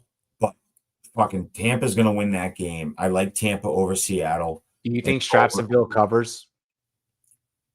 Ooh. Jacksonville's defense has been really good. What's the line on Jacksonville right now? I think Strapsonville will cover. I think Strapsonville covers at best. At best. I mean, Kansas City, dude. It's hard to bet against Kansas City. Let me look. No, it's not. Let me look at the line. Hold on. Let me look at the line. It's 3.5. They're 3.5. So do they win by more than a field goal? That's what you got to ask yourself. Does Kansas City win more than a field goal by realistically? Yes. Realistically, yes. But if I'm trying to get daring with it, I think Jacksonville can. I think Jacksonville can. No, I'll be honest with you. This one to me is. You have to ask you have to actually ask yourself: can Jacksonville win? I do not think so. There's no world where I think Jacksonville wins this game. While we're talking about this game, real quick, I want to sprinkle on a little taco dust here for a potential guy. Hit me up. Hey, sprinkle on some taco dust, and then both of you check the private chat, please. So there's a guy over there in Kansas City right now that's piqued my attention as we've been hitting on some of these late running backs on a consistent basis. I think it's time we start making a call on Brashard Smith. I already picked him. I don't want to wait till after he blows up and then I don't have the quick links and everything on that. Taco, because his involvement is going up. You did that Tuesday. What? You did that Tuesday. It's a quick one because we're bringing it up right now for these guys since they didn't see Brashard Smith. If I could grab him now, I'm grabbing him now. Yeah. Yes. Good call. Love it. I love it because both running backs have been beyond ineffective. Fucking, I don't know what's going on with Isaiah Pacheco. He's running backwards. He's running the wrong way. I'm like, dude, Isaiah, what's happened? You've been a hard-nosed, fall-forward runner your whole career. Mental. And all of a sudden, you're trying to be Le'Veon Bell. Mental. We'll do the first one first. We'll do the first one. We'll do the first one first, and then the second one second. Yep. Give it to me. Give it to me, Robbie. Give it to me. All right. Hey, 3. Hey, hold on. Smitty said, "Can I get it?" I already said Waller. I said Waller. Oh, yeah, I would take the touchdown upside with Waller. I think without Hill, you're going to see a lot of red zone targets. You're going to see some – listen, Waller's good for 8 targets. 8 targets in that offense is always good. There's no it's always good. 8 targets for a tight end is great. You're not going to find that anywhere. Let's get it. 3, 2, 1. Ripper, ripper, ripper.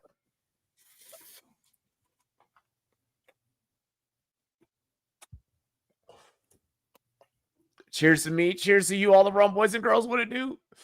Dilly. Man, I remember the days that I used to strikeouts. I remember that shit. Yeah, I was just thinking about strike. I was just thinking about strikeout. I'm going to read off mine. Holy shit. I'm going to read off mine.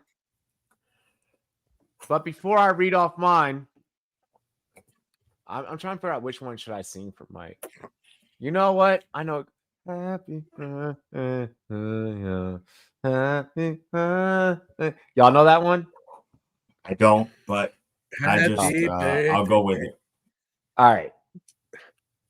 Hey, it's so our graphic designer and co-host Drop the Mic FF could not be here today because he's at Disney enjoying his family time with his family. I gotta text him. He's in my state, and I'm gonna beat his ass. No, he's in Cali. He's still on the. Oh, he's in on the California. Yeah, Disney. He's still West Damn West. it. He's still West West. Damn it. So, can I get a happy birthday to ya? Happy birthday to ya. Happy birthday. Happy birthday to ya. Let's go. For those that don't know, that is the black Mike version of happy birthday. Mike, love you, buddy. You're the man. You're the absolute man. Cumpleaños feliz. Yeah. Let's get this Bad Bunny conversation going again. I can't wait till the camera shuts off. Dude, we should have a Rumboyz After Dark. Dude, that's what we need to have. Let me go ahead. By the way, cancel this and start a new one. By the way, we are 103. You know what would really be funny? Hold on, talk out. Because I gotta read off and then we gotta wrap. Really quick, we are 103 subs away from unlocking a 24-hour stream. The first ever 24-hour stream in Rumboyz history. Share it with a friend, please. Share the stream with a friend. Bring more people. Tell more people to come. Let me tell you this right now. There's going to be a lot of special guests. I might be booking a musical performance for you guys as well. Like, I'm going to go all out for this 24-hour stream. There's people. So, like, the best of my abilities, I'm going to bring back some old faces that you guys have seen on this channel. I'm going to bring some new faces that I've been scouting throughout the league. My homies Tats looking real nice. You know, I'm going to bring homies from NFL Network. Like, I'm going to bring the homies from the Athletic is still doing. I'll get some NHL guys on the show. It'll be fun. We are going. I am pulling out. I'm going for my 24-hour stream. I'm going to pull out all the stops. But you only have 1 month. You have the rest of Rumtober to make it happen, chat. Share, like, comment, subscribe. Let's get in. Just send it. Just send it to one friend. Just send it to one friend. Just send it to one friend. Be like, bro, check out the Rumboyz, please. Send it to one friend. For real. Yo, are we doing an After Dark? What are we doing, Robbie? Well, it's me and you, brother, man. What do we got? If they unlock, the wife would. We got a minute. One tonight. Oh, we're still going to chat. We're still going to chat once I get off. All right, cool. I got a little. Let me go ahead. Let me give these picks for the weekend. For my Friday night crew, I will see you Friday nights. For my day-to-day crew, I'll see you guys Sunday morning. But let's give out the weekend picks. Here. Under 4.5 rounds, Marab, Corey Sanhagen. I think Marab is going to win this. But I have to get my value and my money where my money is going to fucking pay me out. I need the under here. I think Marab is going to get the knockout. I don't think that it's going to, under you is a decision. I don't think that it's going to, I don't want a decision. I need to bet. If I'm going to gamble, I'm going to gamble. Give me Marab to submit or knock this fool out under 4.5. Let me just not even pick a side here. Marab is going to win. I'm picking a side on air. Marab is going to win for the sake of gambling under 4.5. Pereira to win over Enclave. Chama. I just gotta go Chama. He said no ball and all that. Motherfucker, I am trying to win money. Pereira. Enclave is the favorite, likely to win. Pereira, the heavy dog here. The heavy fucking dog here. Ankh is the better wrestler. Yes, I was just about to say this. Ankh is the better wrestler. Pereira just has to catch him the right moment, the right time, a couple of times because Enclave has a very fucking strong chin. May I or may I not swap that one out? I don't know. I'm going with Pereira right now. Right now, I'm going with Pereira. Pereira has a problem going against grapplers. That's the issue with Pereira. I have no problem if you swap that one out. This man leaves is going the fuck off. I get here. I get you. I get you. He said big fade. Then fade it. I don't give a fuck if you faded. You act like I'm gonna care if you faded. These are my picks. Jiri on the money line straight up. Roundtree's a great fighter. I don't even want to risk it. Just give me Jiri straight up and let's not fuck around and find out. Hopefully Roundtree doesn't pull off some miracle shit. College football. College football. God damn it, I want what the fuck I want. I don't want fucking chalk. I don't want chalk. I don't want chalk. That's what I'm picking. What I'm picking. I don't want chalk. Do you want chalk? Does chalk sound fun to you? Yes, Alex was gun shy last fight. Alex was gun shy last fight, which means he has to bring it to his fucking front door and get it done. Banish this motherfucker to the shadow realm and get it done. Let's get into college football.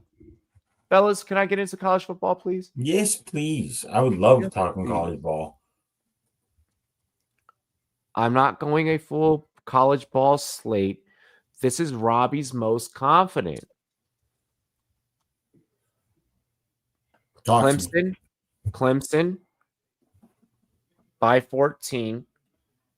It's North Carolina. North Carolina could easily go 2-10. Like, that is within the realm of possibilities. Which is, listen, UNC, your sport is basketball. Let's just stop trying to dabble around with the football thing. Let's just stop. You ain't been shit since Lawrence Taylor, and you ain't going to be shit since Lawrence Taylor. Even if you bring in Belichick. Maybe Belichick gets to get together next year. We'll see. Virginia Tech. We're about to actually re-enroll. Against Wake Forest, our coach is gone. We're reigniting the athletic budget. We've released new uniforms. I'm feeling fucking good, baby. Virginia Tech over Wake Forest. Alabama, 11.5 over Vandy. I love Vandy. I love Diego Pavea. But this is Bama. Bama did what they did last week to Georgia, and I have to respect it. As a betting man, I have to look at what the landscape is. Where's the stock going? Where's the market at? I don't think this is one where I can have the confidence to bet against the market, Mandy. So, I'm sorry, Vandy. I'm out. Before I get into my NFL picks and MLB picks, does anyone want to pick apart my college football? No, not your college football. The only one I want to bring up, because I love college football, but I love college football for the history and the nostalgia of it. You got Air Force Navy this weekend, which is a fun game. Yeah! It's a fun game. Air Force Navy is always a fun game. You know, the hype always goes around Air Force, Navy Army, and which, by the way, if you haven't watched a Navy Army game, it's unbelievable. I love it. I've been to one. It's amazing. So, but I'll tell you, Air Force Navy. I've been to a few. Air Force Navy has similar energy, and I love that. And in your mind, you think to yourself, oh, it's all Navy. Like Navy is the shit, right? No, Wrong. Air Force in the last 10 games has won 6 out of 10. So they have a 6-4 record against Air Force. Against Navy. Air Force does. So I like Air Force getting 7.5 points. I think that they underestimate Air Force. They underestimate how fired up Air Force is going to get for this game. And I think Air Force is going to win this. I understand the talent's never going to be there because people don't go to this school for football. It's just not. You don't give up 4 years of your life in the Air Force and also try and be in the NFL. So you're never going to get the all-star talent. But if you're going to get fired up for any game, you're going to get fired up for the Navy game. No, it's a sharp call. So thank you. Anyway, I like Navy. I like Air Force this week against Navy. I think they're going to beat the piss out of them. I love your call. And I'm not saying because I'm an Air Force vet and my dad's a Navy vet, so fuck the Navy. Yeah, fuck them dogs. But I mean, water dogs. No, I'm thinking Air Force. Air Force is getting 7.5 points. I'd take them straight up. I think this is who's a home. We're home. We're home. Air Force in Colorado. Let me look. That's a good question. I think Air Force is home in Colorado. We're home in Colorado. I don't know. We're home in the Springs. They're fucked. I'll tell you in a sec. Give me a sec. I'll give you. If they're home in the Springs, they're fucked. Air Force. And keep going. I'll tell you in a sec. So I'm gonna go ahead, get you guys the rest of my picks. I went ahead and I switched my enclave, but I have the math saved for both. Okay. Because we'll have the enclave Bonton fight as the hedge. We'll use that as a hedge. NFL. Robbie has Browns upset. Giants upset. It's at Navy. That's crazy. That's an upset. It's at Navy. It's at Navy. It's at Navy. Yeah. Stay away from but I don't know. I still think Air Force could win this game. I still think Air Force can win this game. No, I love your take. Thanks. You're right. I'm not putting it on the slip. So I have Browns. For NFL, I have Browns, Giants. Give me a hell yeah. For my dogs in DC, the Commanders are going to upset the Chargers because fuck Vic. Vic traded us Kyron Williams. We have Kyron Williams, chat. Y'all know how that went at the Cigar Lounge this past Sunday. Fuck him. Fuck everything that his team stands for. He thought that he was hot shit in the league. So we have to now really impose our will. We cannot just simply, this is bigger than the Commanders winning this at this point. We profited off of Kyron Williams in fantasy after giving him Omarion Hampton. We now need to impose our will. This is all about, this bet has 0 to do with Washington. I think that the Chargers are going to put up a big fight. And I think the Chargers are going to come very close.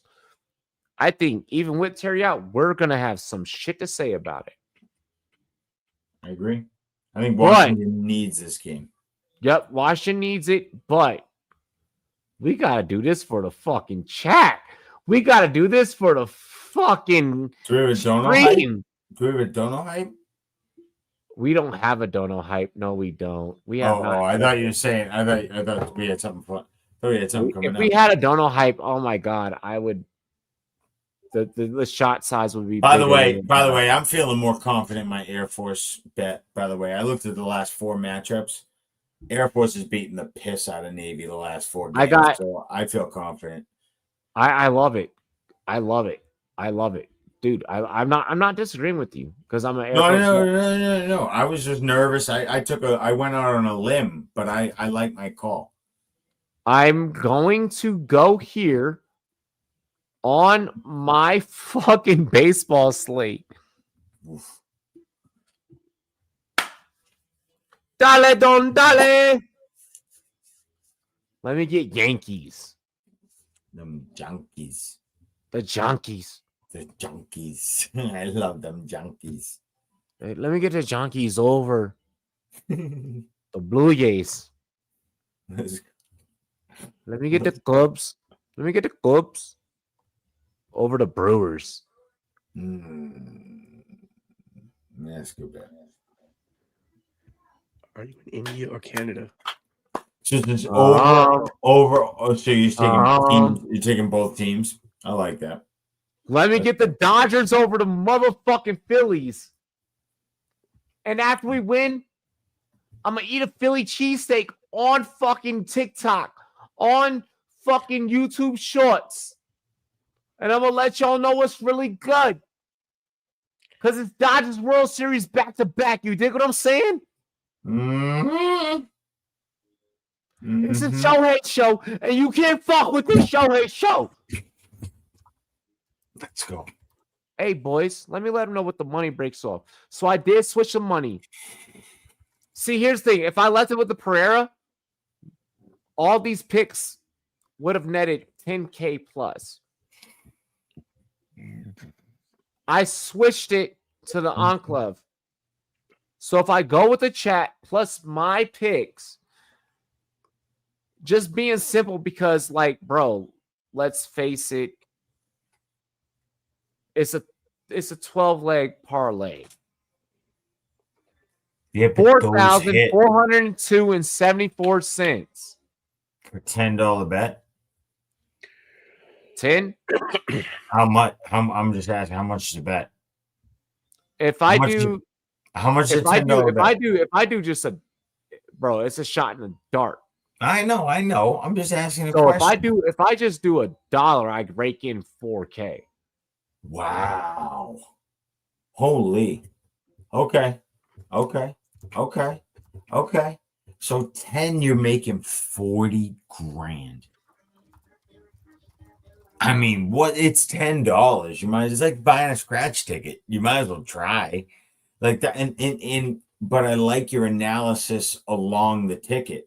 So that's the thing. It's like I swapped out my UFC pick for Pereira. I took the chat's pick and I netted 40K, or I netted 4K instead of getting greedy and trying to take 10.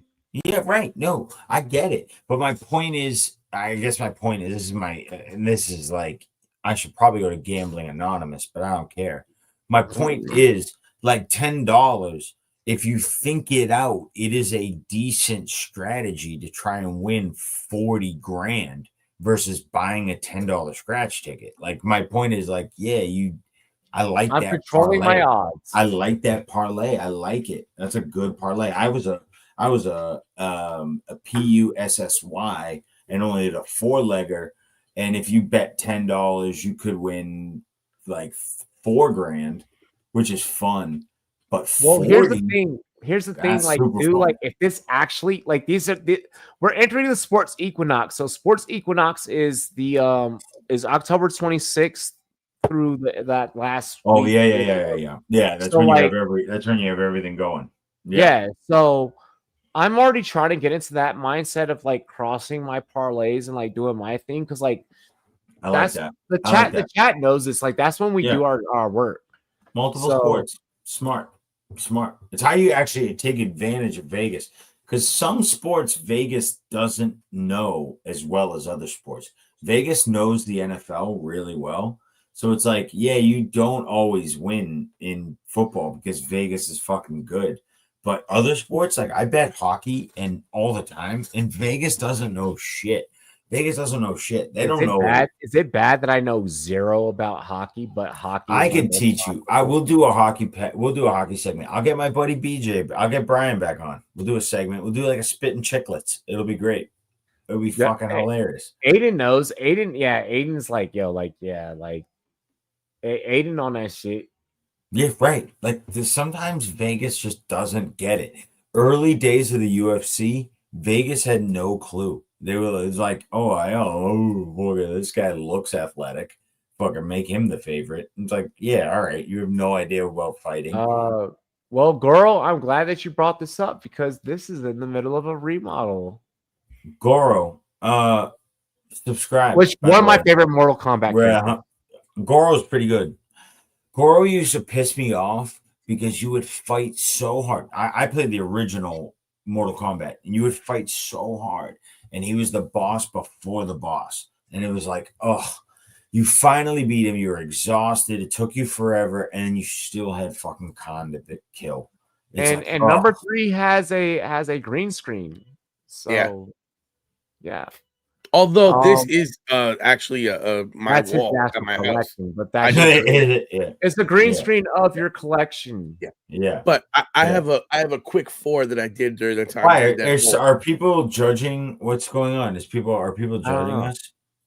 So here's my quick 4 while you did that. Pereira straight up, Jury straight up. I'm taking the under in Marab and Corey. It's under 4.5 rounds, and I'm taking the Yankees straight up. 5 wins, 174. Junkies. Hey, win the game. Let's go, baby. 4. I like that. Hey. That's a solid 4. And 4 is a good parlay because we're at the end of our stream. $10 win jail, decent amount of money. We're at the end of our stream. Fellas. I'm always trusting you, goons. Last word. Last words. Okay. Who goes first? Taco, go. I'm hyped. I'm getting ready for some basketball now. You're bringing up sports economics. My mind is like basketball.